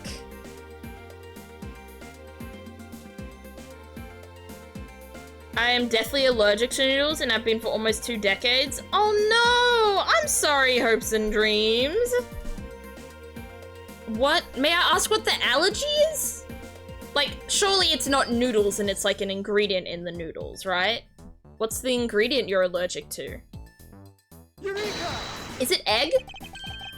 Or it could be gluten. There's clearly a contradiction here. What are you going on about? It's just a simple case of a cargo cover getting stuck under another piece of cargo. Ah! That's not possible! But it is. It shouldn't be this way, but the statue is on top of the cloth. Supposing that the neighboring piece of cargo was brought on board in Zhongfa, there is no way that any part of it should wind up under something from Europe. Which means that this fake statue was smuggled on board in Zhongfa. But then what about the cargo certificate? Let me ask in return, what about Agent Hicks? Why did he come down here in the middle of the flight? Huh? Celiac disease, so gluten? Yeah. Thunder Phoenix has also, I don't think he's got celiac, well, he says he doesn't have celiac, but he does say he's got a gluten allergy, so you two can shake hands. There is only one reason why, to secure proof of smuggling activity aboard this flight. So you say, but I don't believe he had to do that mid-flight. We could have just as easily inspected all of the cargo after the plane landed. That may be true. However, you have it backwards, Franziska. Sure, Agent Hicks could have waited until after the plane had landed, but he had a reason for coming down to the cargo hold. Suppose he had found the fake at the airport. It would have been after the swap had occurred. At that time, the suspicion would naturally fall onto the statue's owner, who would have no way to prove that the statue was switched without his knowledge. Which means there is someone involved who is forging or modifying cargo certificates. Interesting. Yeah, we're healthy again. I guess the victim knew the real version of this was gonna get nabbed, huh? Yes. While this photo could be seen as nothing more than a simple souvenir, it was in fact taken to be used as a reference document later on. Next, Agent Hicks had to secure proof that the smuggling had taken place. He came down here to take a picture of the cargo hold. A rather empty one at that, right before the fake statue could be loaded on board. A photo of the hold missing a valuable piece of cargo would have been proof enough. After that, all he had to do was hold the Zhongfa cargo crew and arrest the smuggler. Exactly. This only goes to prove my theory. If the statue was not in the cargo hold during the Europe-Zhongfa leg of the trip, there would have been enough height from which Agent Hicks could have fallen to his death. Officer! Move this statue immediately! I want a thorough examination of the floor underneath, now! Ms. Von Karma, I'm ready to report my findings. Go on. After moving the Aleph Red statue out of the way, we tested the area under it with luminol, and there was a reaction! Whew. I see. There was a reaction to the luminol, an indication there was blood in that spot. Can we stop looking at it now, sirs? It would seem that my deductions were correct after all. I suppose it would appear that way. The culprit cleaned the blood up well. And how do you think the killer did that? How did the killer clean up all the blood? The cloth! Take that!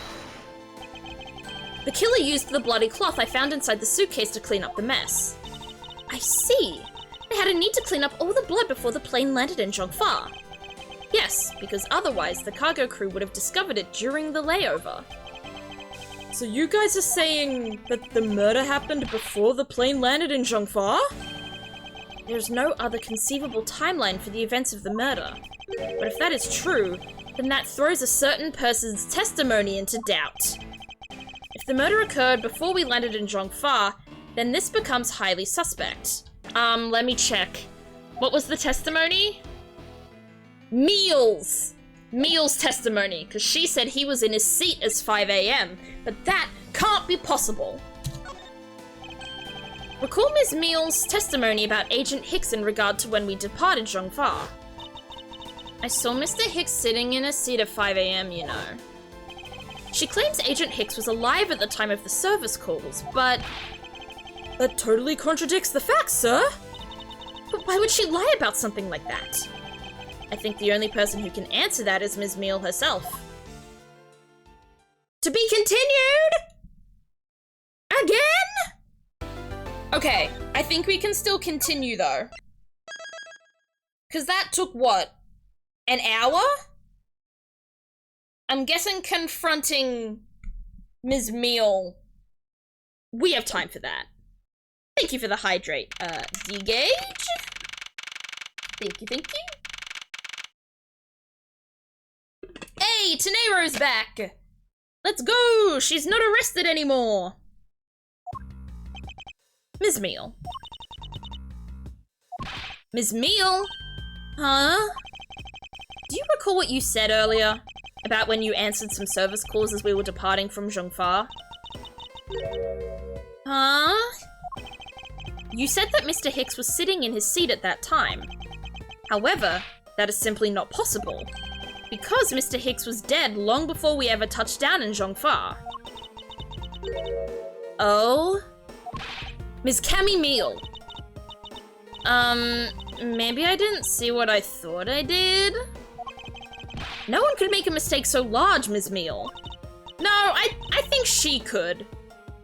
I think if anyone could, it would be her. But I make that kind of boo-boo all the time. Ugh. This is going nowhere. There must be a better way of resolving this contradiction. Very well. Ms. Meal, if you please, tell me about your alibi during the time span, from just before we were to land at 3 a.m. and 6 a.m. when the body was found. Are you telling me I'm a suspect, Mr. Edgeworth? Ooh. Suspect meal time. That makes 3 college intuition plus leftover $10,660 left over with that $100,000 statue. Damn. Maybe I need that statue. I don't have any college tuition, but I would like money.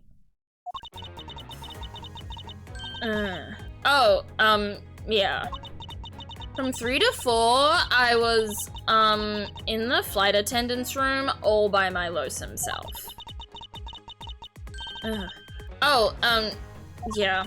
And from 5 to 6, I was, in the flight attendant's room all by my lonesome self.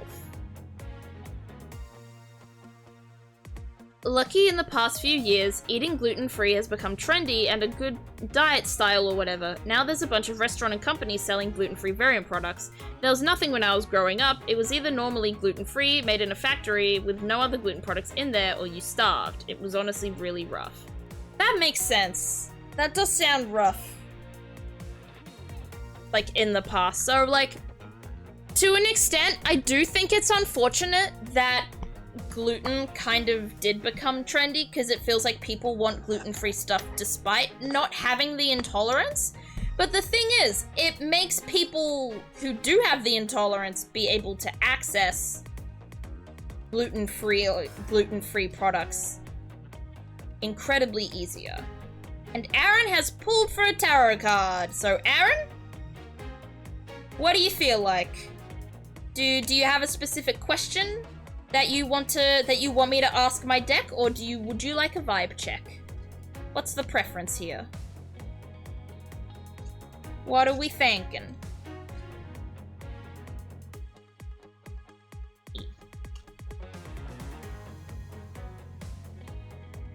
Shuffle, shuffle, shuffle. You just want a vibe check? Sounds good. Aaron the Baron 666. Vibe check. Aaron the Baron 6. Ooh.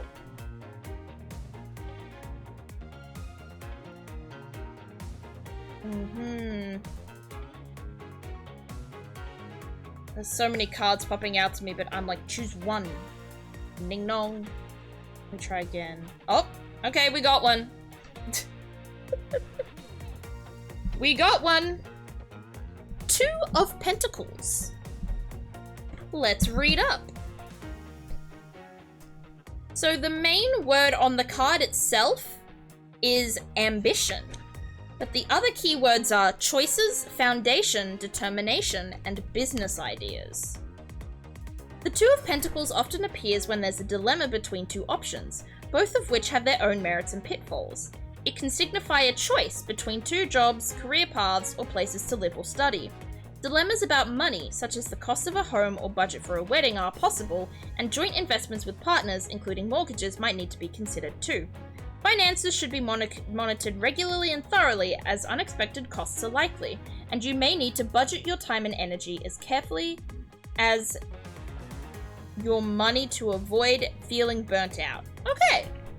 So from what it sounds like, you're at a bit of a crossroads right now, and often, I think the Pentacles...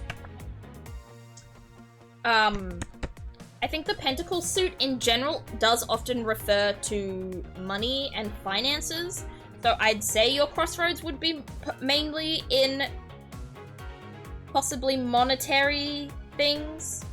So, seems like you may have a big choice to make. So I guess... Advice for figuring out what you want, I guess. Can't think of much. It can be... I'd say my biggest advice with choices is to talk to other people about it. Not even, and not even specifically to ask for their advice, just talk to them about the choices. One of my best appointments with my therapist was when I was at a real crossroads in my life and I wasn't really sure where to go ahead from my break at work. I didn't know whether to get a new job or stick with the job that I had, or if there were various other options I wanted to go for. And like, she basically just sat there and listened. She asked some very poignant questions. But other than that, I ended up kind of just talking myself into the option that I realized was best for me. So I guess that's my advice. It looks like some big choices, possibly financial choices, are on the horizon for you, and I wish you good luck.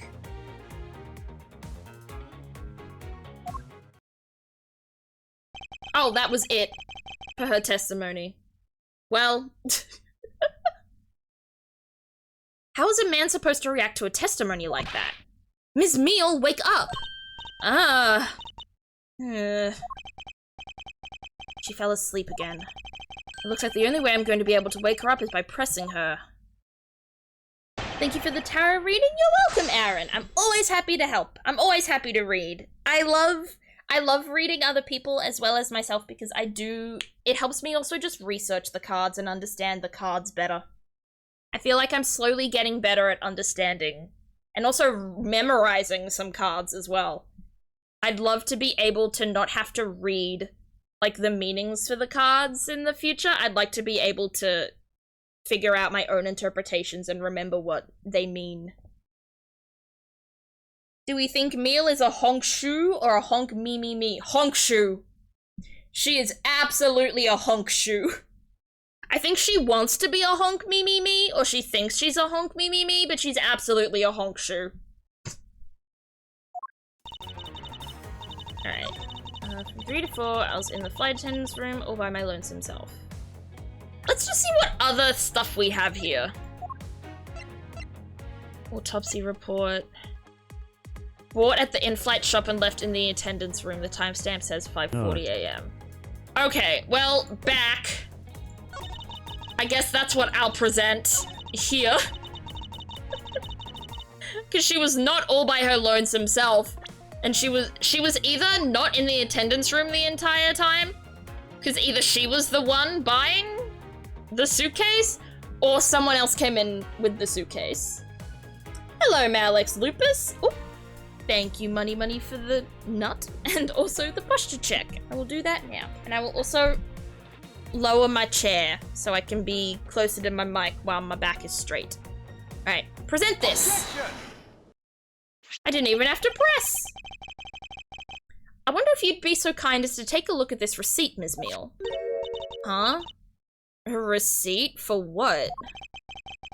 It's for the suitcase Miss Tenero bought. Now, if I may direct your attention to the timestamp. As you can see, it clearly says 5:40 a.m. Miss Tenero. Yes. Huh? Why is the killer here? I thought you'd have her locked up by now. I requested that she be present as a witness so that we may straighten out your complex lie. Now then, Miss Tenero, between the hours of 5 a.m. and 6 a.m., you took a trip from first class down to the first floor in-flight shop, correct?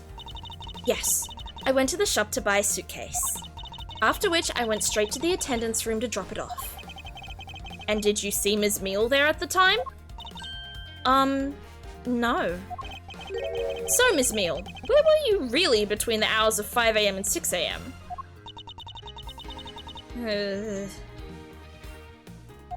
Ms. Cammy Meal!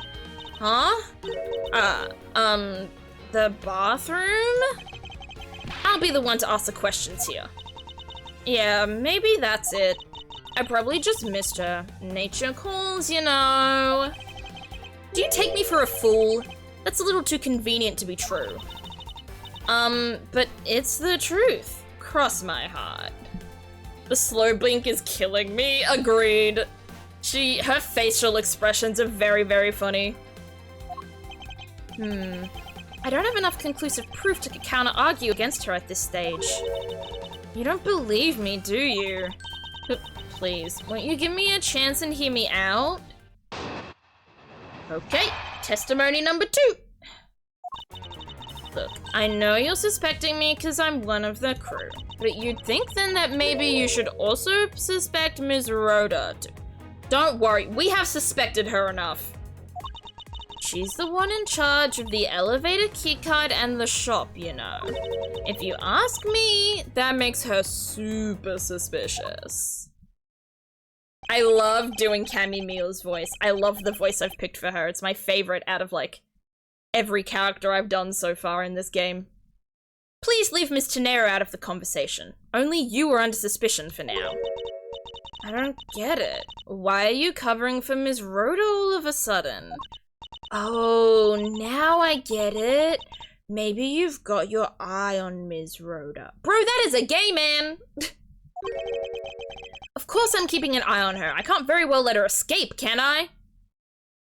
He's an autistic gay man!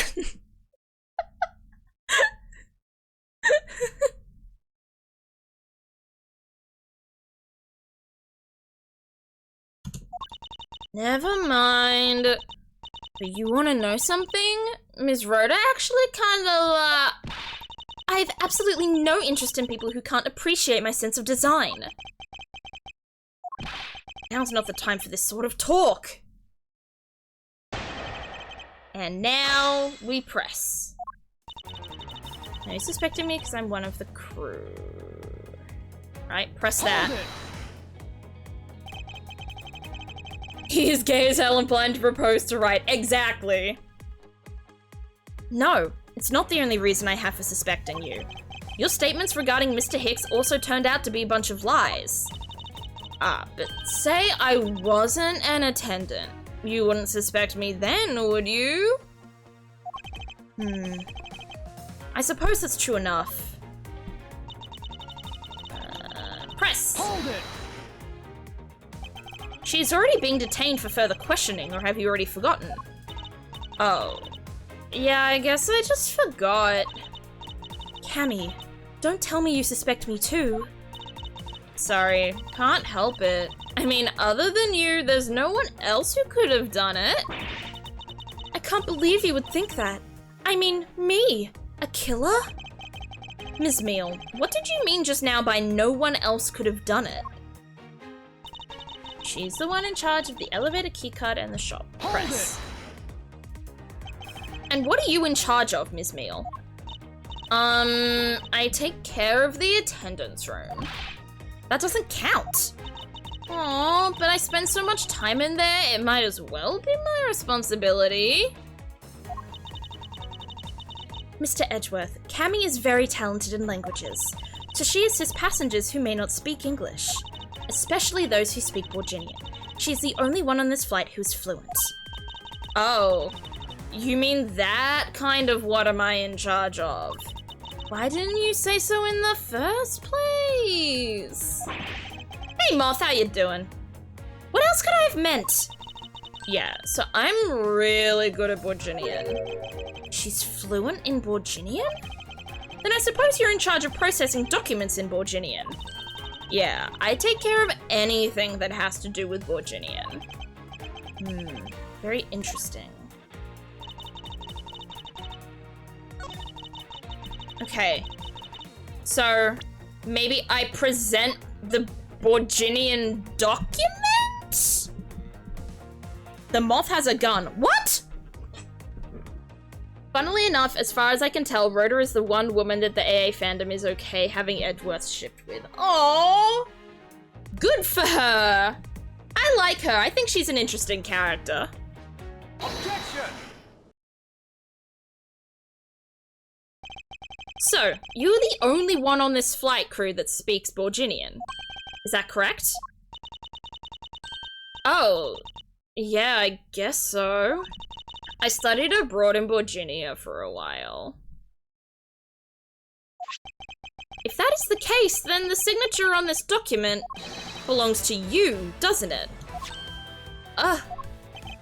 This is a falsified piece of documentation with only one purpose: to lead anyone who can read it to believe that Mr. LeBlanc's statue was loaded in Europe. The only person who could have either prepared or processed this document in Borginian is you, Ms. Meal. Wow, she's really rushing to defend herself. Without your participation, the smuggling of the Aleph Red could not have occurred. Wow, she's really rushing to her defense now. Don't sleep while I'm pointing my finger at you. Is she... Did she... Oh, she's blowing bubbles. I thought she was vaping. Wait, has she been pretending to fall asleep this entire time? Oh, shit. Oh, I wouldn't dream of falling asleep on you, Mr. Edgeworth. It is exactly as you say. Are you confessing to have participated in the smuggling? Nah, far from it. It's true that I was the one who signed off on that document. But you can't use that fact alone to make your allegation of smuggling stick. There is no direct correlation after all. All you have is my signature on a piece of paper. Really? All you did was sign it? I neglected to check if the cargo had been loaded onto the plane properly. So, sorry about that. It seems that she's finally woken up. This is going to be one tough fight. Well, I don't think she's just woken up. I think she's actually been pretending to be asleep this whole time. Exactly, she ain't eepy no more. Suppose, and this is just a supposition, even if I was involved in the smuggling, you can't throw the charge of murder on me just like that. Objection! If you were involved in the smuggling, you would have a strong motive to kill. Agent Hicks was in the middle of an investigation regarding a smuggling ring, and just when he was about to close in, he's killed by a member of that ring. Well, did you ever stop to think that maybe Rhoda is the smuggling ring member? After all, unlike me, Rhoda has access to many things on this plane for work purposes. So perhaps there is some element of a setup at play in this scene. Crime? Something. What are you talking about? Don't worry, I wasn't talking about you. I meant the killer. First it was myself, and now it's Miss Tenero who is under the microscope. Seems to me that our killer is going to great lengths to pin this crime on anyone they can. You have no proof that Rhoda is being set up, or that she isn't. Actually, I believe that she was indeed the intended target from the very beginning. I believe that the plan was to push all of the blame for the crime onto her, and this evidence will prove my suspicions. It proves that the killer was out to frame Miss Tenero from the beginning. Fuck. What proof?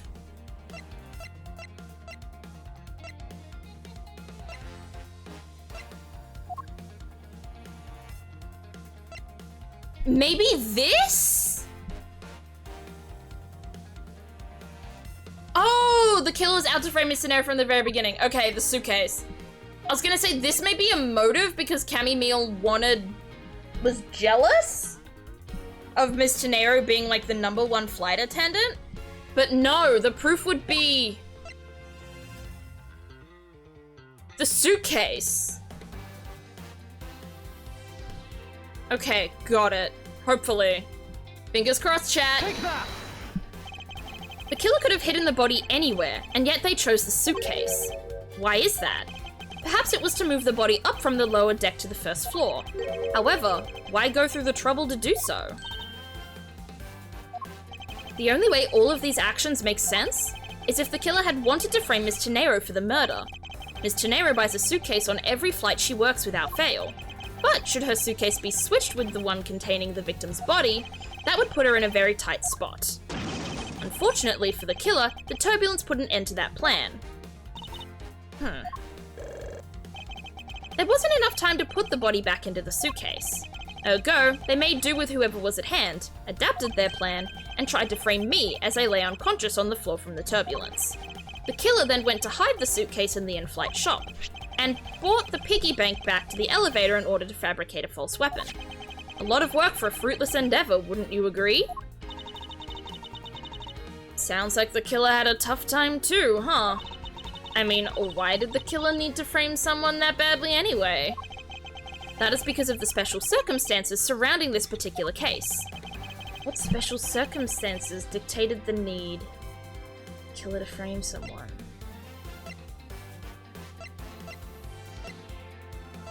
Ooh.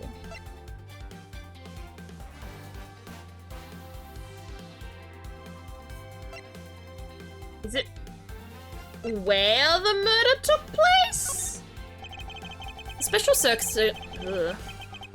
special circumstance is simply that the murder took place on a plane mid-flight.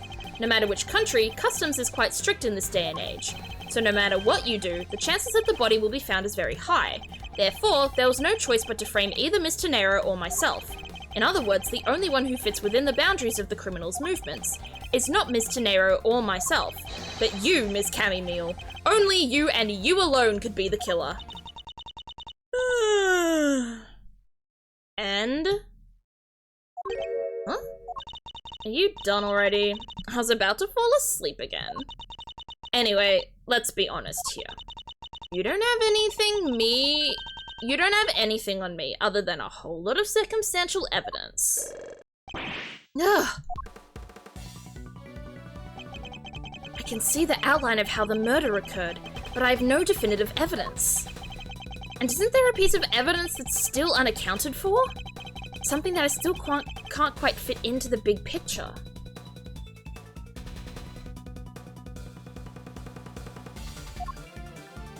Well, wouldn't the weapon be unaccounted for?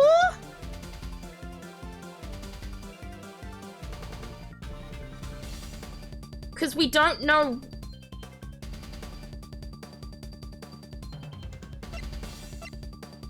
Or maybe it's the cell phone? Take that! I don't have any actual evidence. I thought not. But that's because it went missing, and still is. Missing? What do you mean by that? In the complex puzzle that is this case, there was one piece I kept getting stuck on, and that is the victim's cell phone. Franziska, you were waiting at the airport for a phone call from Agent Hicks's cell phone. Or at least, that's what you told me. That's right! But Agent Hicks's cell phone could not be found at the crime scene. You mean the killer took the phone without them? Precisely. I suspect if we were to find that phone, it would lead us to the killer. Come on, get serious. If the victim fell to his death from that height, wouldn't his phone break as well? We won't know that until we try a little experiment, will we? Franziska, I'd like to ask for your assistance. He's gonna ask her to call the phone. We're gonna call the phone. Ring, ring, ring, ring, ring, ring, ring. Banana phone. You know the victim's phone number, do you not? Of course I do. It's ringing. Agent Hicks's phone! It's ringing from somewhere, sir! I hear it, Detective. Now where is it coming from? It has to be Cammy, right?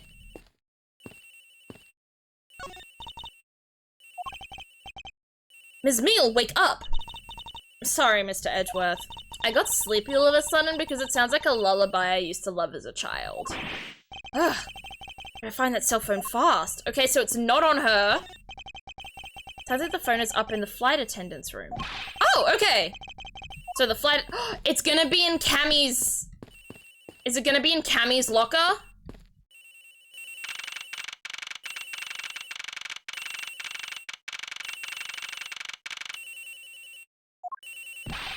The ringing's coming from somewhere in here, sir. Leave no stone unturned, Detective Gumshoe. We must find it. I'm guessing it's Meals. The ringing is coming from somewhere around here. But it's not here, sir. Why do I have such a bad feeling about where we're going to find the phone? Is it Tenero's locker? The ringing's coming from in here, sir. What? No, it can't be. Oh, it is in Tenero's locker. Oh no. This has got to be the victim's cell phone. Just whose locker is this, sir? It's Miss Tenero's. What?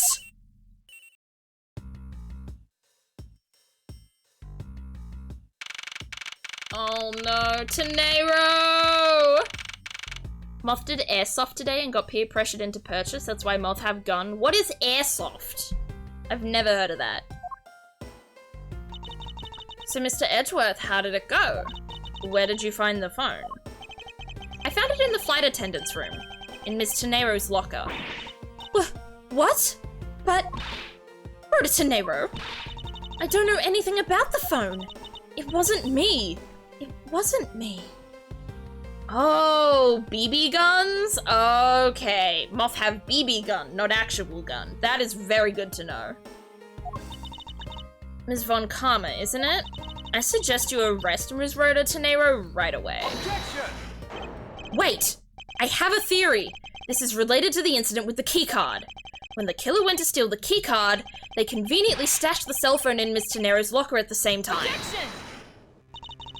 This is related to the keycard, alright? In the same way that we have zero proof that the killer did just that. The only voice that sings the truth is evidence. That is the one bird we cannot ignore. What should I do? Franziska's right. I can't offer baseless conjectures at this point. Alright then. Why did the culprit take the cell phone from Agent Hicks? It must have something very incriminating on or in it. Hold it! What now, Miles Edgeworth? It's not over yet. We have yet to figure out why the killer took the phone. What? Inside this phone lies the final piece of incriminating evidence that will point us to our killer. We need to examine this phone in more detail. Ooh, it's broken, first of all. It's like Call of Duty, but IRL and with plastic BBs, and you got to play IRL TTT. That sounds so fun! I would love to do that, but with, like, a laser tag or paintball or something. I've only played laser tag once, I need to do it again. The LCD is broken. Without a screen, you can't even place a call with this. Okay, nothing about the case. What about the other side? The camera? Ah, it's a camera lens. Come to think of it, I wonder, how exactly was Agent Hicks planning to preserve the crime scene of his smuggling? Franziska, I need you to confirm something. This cell phone, can it take pictures? Mr. Edgeworth, I can't believe you don't know about this kind of basic stuff, sir. This looks like a very similar model to my own. And mine can take photos just fine. Do you think Agent Hicks could have taken some pictures with this? In particular, pictures as evidence for his smuggling case. If so, I'd say there may be some very inconvenient photos in here for our killer smuggler. But the phone's all busted up, sir. Even a super prosecutor can't repair a broken phone. I'll find a way, don't you worry about that. May I go back to sleep now? Objection! The LCD screens on the inside and outside are broken, that's for sure. But that's also reason enough to believe that the killer wasn't able to erase the data. What? What do you mean by that, Franziska? It looks like our killer isn't very familiar with electronics. This phone still rang when I called it, meaning that only the LCD screens are broken. It's possible that the photos are still there inside, waiting to be accessed. All we need to do is transfer the data to my phone. Franziska, your phone if you please. Very well. It's transferring. Alright, displaying it now. What's the photo? It's nothing being there, I guess. This is... Agent Hicks was most certainly trying to obtain some evidence for his smuggling case. Hey! The A-lift red's nowhere in this pic, sir. But this has no meaning as a piece of evidence in this murder case, right? Ouch, she's right. There's not much we can find out from this about Agent Hicks's killer, sir. Is this it? Is this the end? Is there really nothing in this photo that we can use? Fuck. What could we use? Is there something here we're meant to know?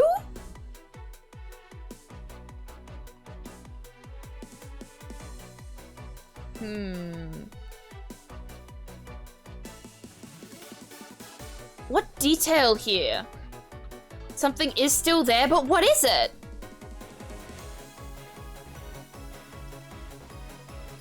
Like, the boxes, like, what is it? I can't see it! What's there to see? Bed sheets, sheets, sheets, bed sheets, keep dry, fragile. Boxes. I can't see it! What am I meant to see? Wait, what am I meant to see here? Is it the suitcases?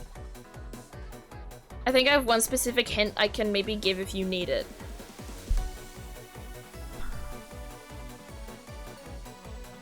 I think I need it. Can I have a hint?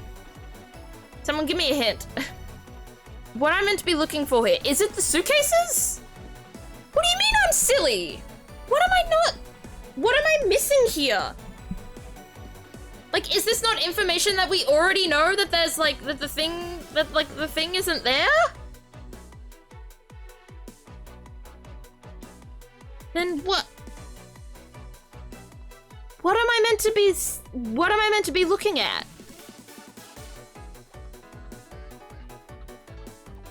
What is abnormal?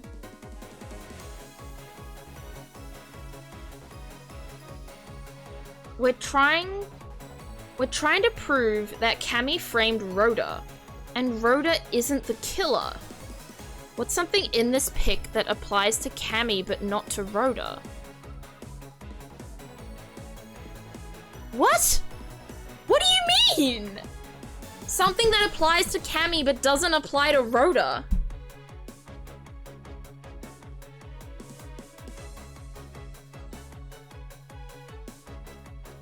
The teddy bear? Her sleepiness? The bubbles? Are there bubbles I'm meant to be looking at that I can't see? Like, what? Hey, Rabbit, how you doing? Something that applies to Cammy that doesn't apply to Rhoda.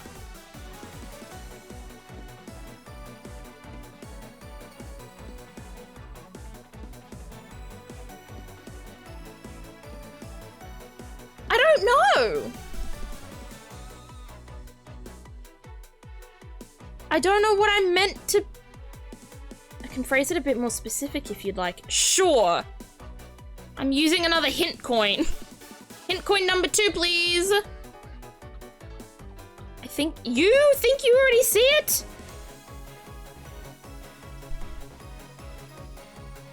What's something Cammy can do that Rhoda can't?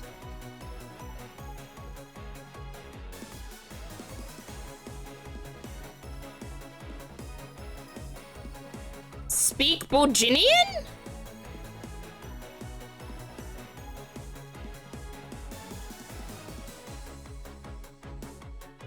Is it the language on the boxes?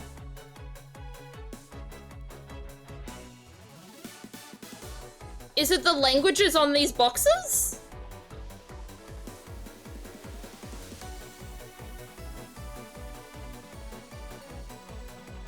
You're smiling, so I assume that's a yes. Also, hey Wolf, how you doing? Alright. I'm gonna try it. What's all this? Hmm? Oh! They are cargo ship from Butcherney to Zhongfa. So the reason they aren't here now is that they were dropped off in Zhongfa. Mr. LeBlanc, can you tell me the contents of the boxes? Unfortunately, there is no English written on them anywhere. One cluster of boxes is written in Borginian. It says... whatever. It is cloth in English. Cloth? Could it be? Is this where the killer... What? What for is that scary face? I can't believe this guy may not be the killer. Like, what? I'm good, and you? I'm all good, Wolf. I'm having a pretty good day. I'm glad you're doing well, too. Ms. Meal. Yes? It appears that Agent Hicks was no ordinary investigator. Huh? He left us with a piece of evidence, after all. A striking piece that will point out who his killer is. Huh. Maybe you shouldn't force your mistaken reading of a simple picture, Mr. Edgeworth. The Borginian cargo in this piece of evidence will point us straight to the killer! Boing! Question mark! And what is that supposed to prove? The killer used this piece of cloth to wipe up the blood that they had spilt. But there was one thing that bothered me this whole time. Where did it come from? And now I finally found my answer in this very photo. The cargo that was unloaded in Zhongfa had cloth written on it. In Borginian, that is.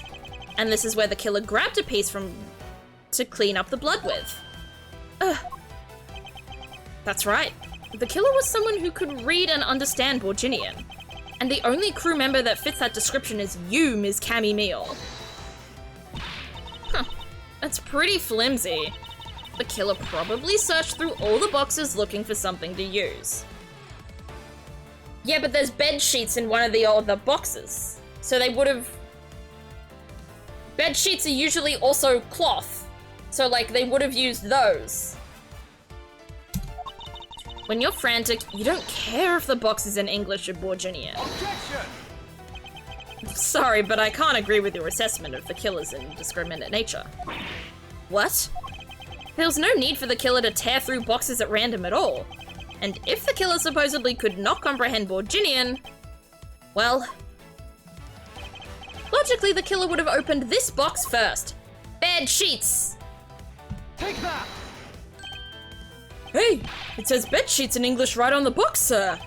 Precisely. And bed sheets would be perfect for cleaning up blood, wouldn't you say? So, what are you trying to say? That if I were the criminal, this box of bed sheets would have been what I would have spotted first. However, the killer chose to use some Borginian cloth. Do you have an explanation for that? The killer didn't want anyone to know that the real scene of the crime was this cargo hold, so they were afraid to leave signs that the box for the sheets had been opened. However, the Borginian cloth, well, that's a horse of a different color. Because the killer knew that it was going to be unloaded in the Republic of Zhongfa? That's right. That is why the Borginian cloth was used. And the only Borginian reader on board who could make such a calculated decision is you, Cammy Meal. You and you alone. Ugh! Why is she using her bear as a meat shield? Hello? How you doing, Rabbit? Welcome in. It would be very easy for us to confirm if any of the boxes were resealed. All we would have to do is contact the Zhongfa authorities in time. We may even find other evidence to incriminate our killer within those boxes. So what do you say, Ms. Meal? Why not confess to your crime here and now? Or would you rather wait and see what we find out from our investigation in Zhongfa? Damn it, she's chill again. Far out. Oh, never mind. She has been unchilled. She's getting popped like a balloon.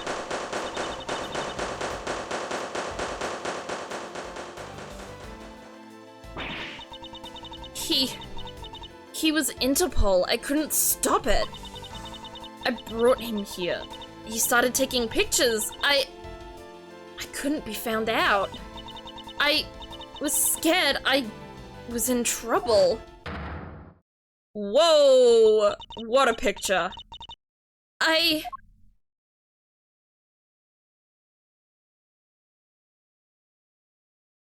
White screen? White screen ending.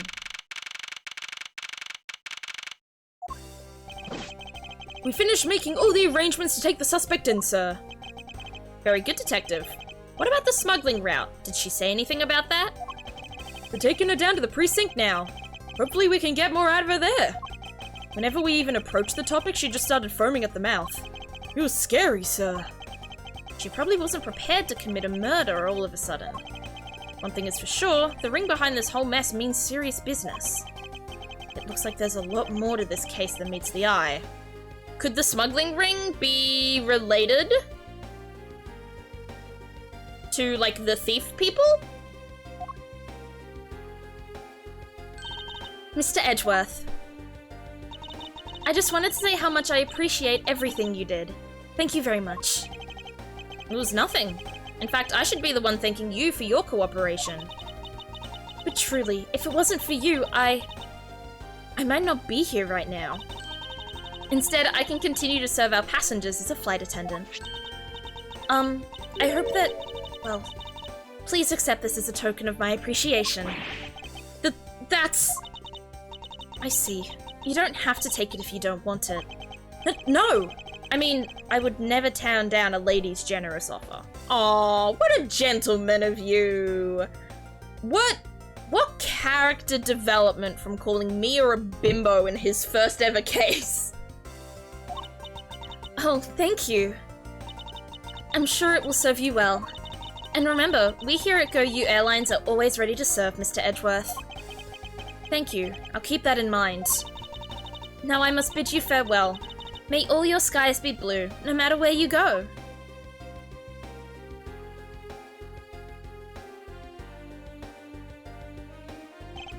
I can't believe we wound up investigating the whole day, sir. But boy, was it fun! Speak for yourself, my day was filled with earthquakes, elevators, and false charges. By the way, where's Franziska? Oh, she's filling out some customs paperwork for her departure. Departure? Yeah, Ms. Von Karma's always really busy, sir.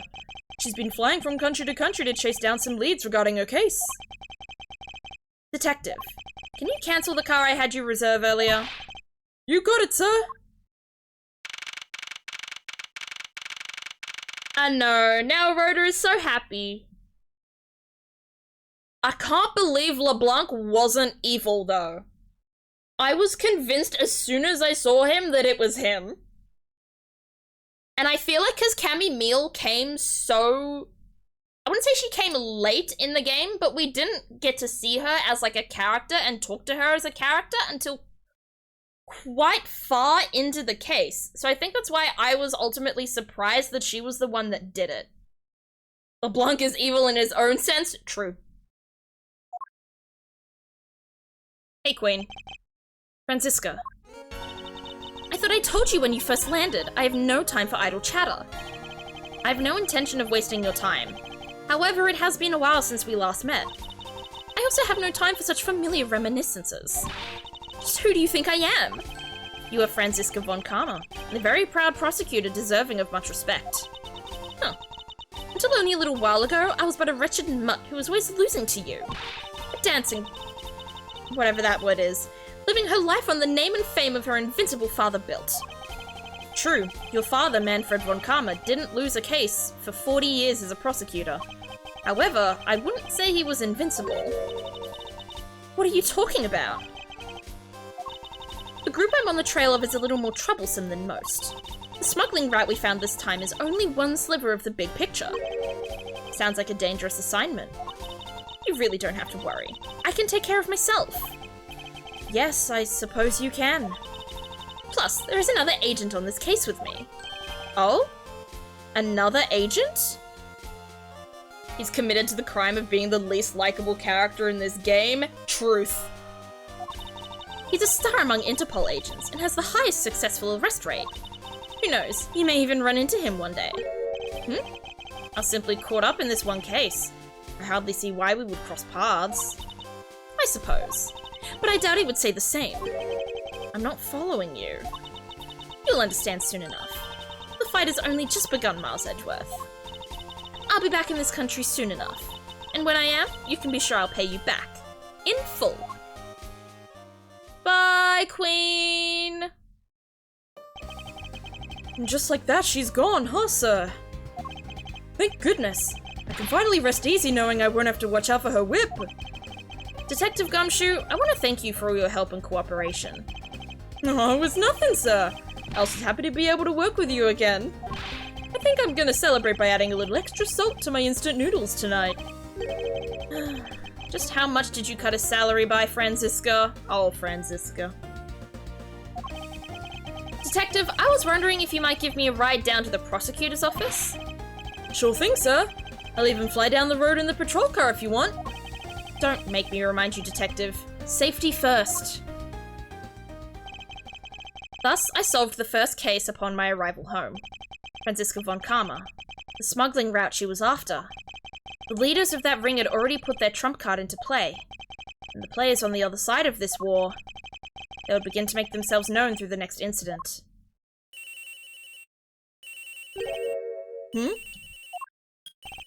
Edgeworth speaking. Ah, finally. I called who knows how many times earlier, but I couldn't get through. And you are? Ah, have you forgotten my voice, Miles? My boy? Whom? Mr. Amano? Never heard of this guy in my life. Ernest Amano, correct? Ah, so you do remember me. I know it's rather sudden, but I can't ask this of anyone else. There's been an incident, Miles. My son. He's been kidnapped!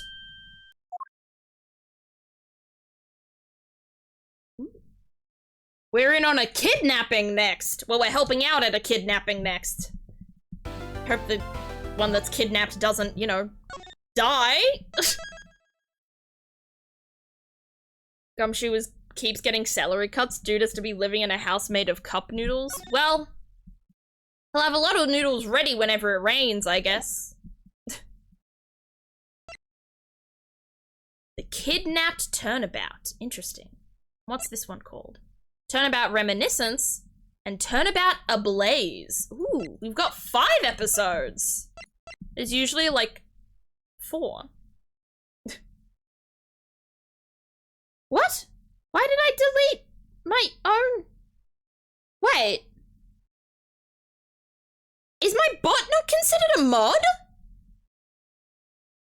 Why is my bot not modded? Zephyberry bot is already a moderator of this channel. Then why did it not send as a bot? Not send as a mod? That's so weird. 2 of the 3 games in the OG trilogy had 5 cases. One of those one of those cases was like not a DLC, but it was like, it wasn't part of the original game though. Exactly, the first game had 4. I still think that's cool. All right. We are done. Ooh, new items in the gallery, gimme. An accolade for completing the next one. More, ooh, we've got a quarter of the photo album now. Oh my goodness, that case had so many photos in it. Look at that. That's so many. And we have new character compendiums. Is Cammy gonna be in it? Yeah, Cammy and Tenero. And LeBlanc. And this guy, and this guy. Ooh, we're getting there. We're clogging our way through. I love this art of Edgeworth, it's so pretty. Alrighty then. We are done for the day. We gotta find ourselves someone to raid, I guess. Let's see who's online right now. I am glad my mic held up. I'm very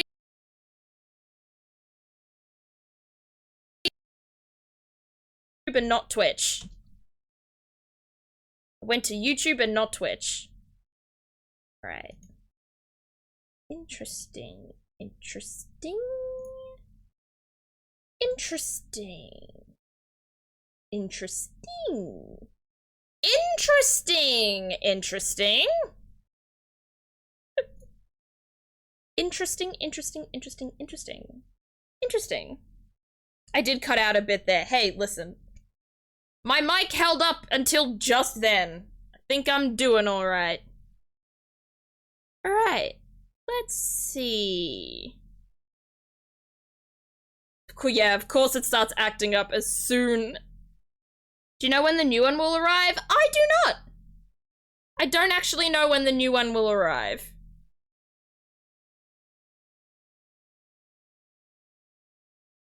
Let's see. What do we want to watch? Oh, that's the second investigations game. We will not. Alright. Okay. So I guess we got 2 options for you, chat. We got 2 options. Do we want to watch... Do we want to watch some Inzoi? Which, it looks quite similar to The Sims, I'd say. Or we can watch Fields of Mystria, which is actually quite similar to Stardew Valley. So, like, if you don't know what it is, I'd compare it best to Stardew. So what do we feel like? Both of these games are pretty chill, pretty cool. They'd be a vibe. Hey Bob, happy Tuesday. As always, this was a great stream. Really looking to this month's Community Day. I hope my mic holds up for Community Day, or I get my new mic before Community Day. I vote The Sims ripoff? I'm not sure if it's a Sims ripoff, but it looks quite similar to The Sims. But that's fine. We can rate Ash today! Everyone send a lot of love to Ash. I've been a watcher of Ash for years and years and years and years. She's so lovely. She's such an amazing lady. Why did I try to change my... There we go. I'm trying to change the title of my stream instead of rating out. What am I on? Am I okay? There we go. Alright, everyone. Yes, Bob, unfortunately you did get here right at the end, but next stream hopefully will not be right at the end because we start a little later. So if you come into stream this time, next stream, you'll only be 48 minutes in as opposed to nearly 3 hours. Alright. Everyone give a lot of love to our dear Ms. Ash Rocks. This is the raid message for those who are followers of the chat, and this is the raid message for those who are subscribers of the chat. Oh good, our bot sent a message as a mod again. I think Mix It Up just had a bit of a brain fart, it seems. But yeah, let's see. Next week we will be playing Gartic Phone. Not next week. Next stream we will be playing Gartic Phone with chat for our community day. So I hope to see you all there.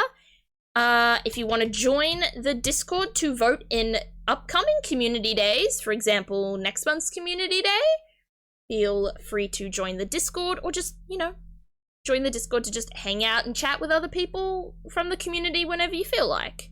And if you want to catch up with me on other platforms, you can indeed use the strawberries this time, Aaron. Hell yeah.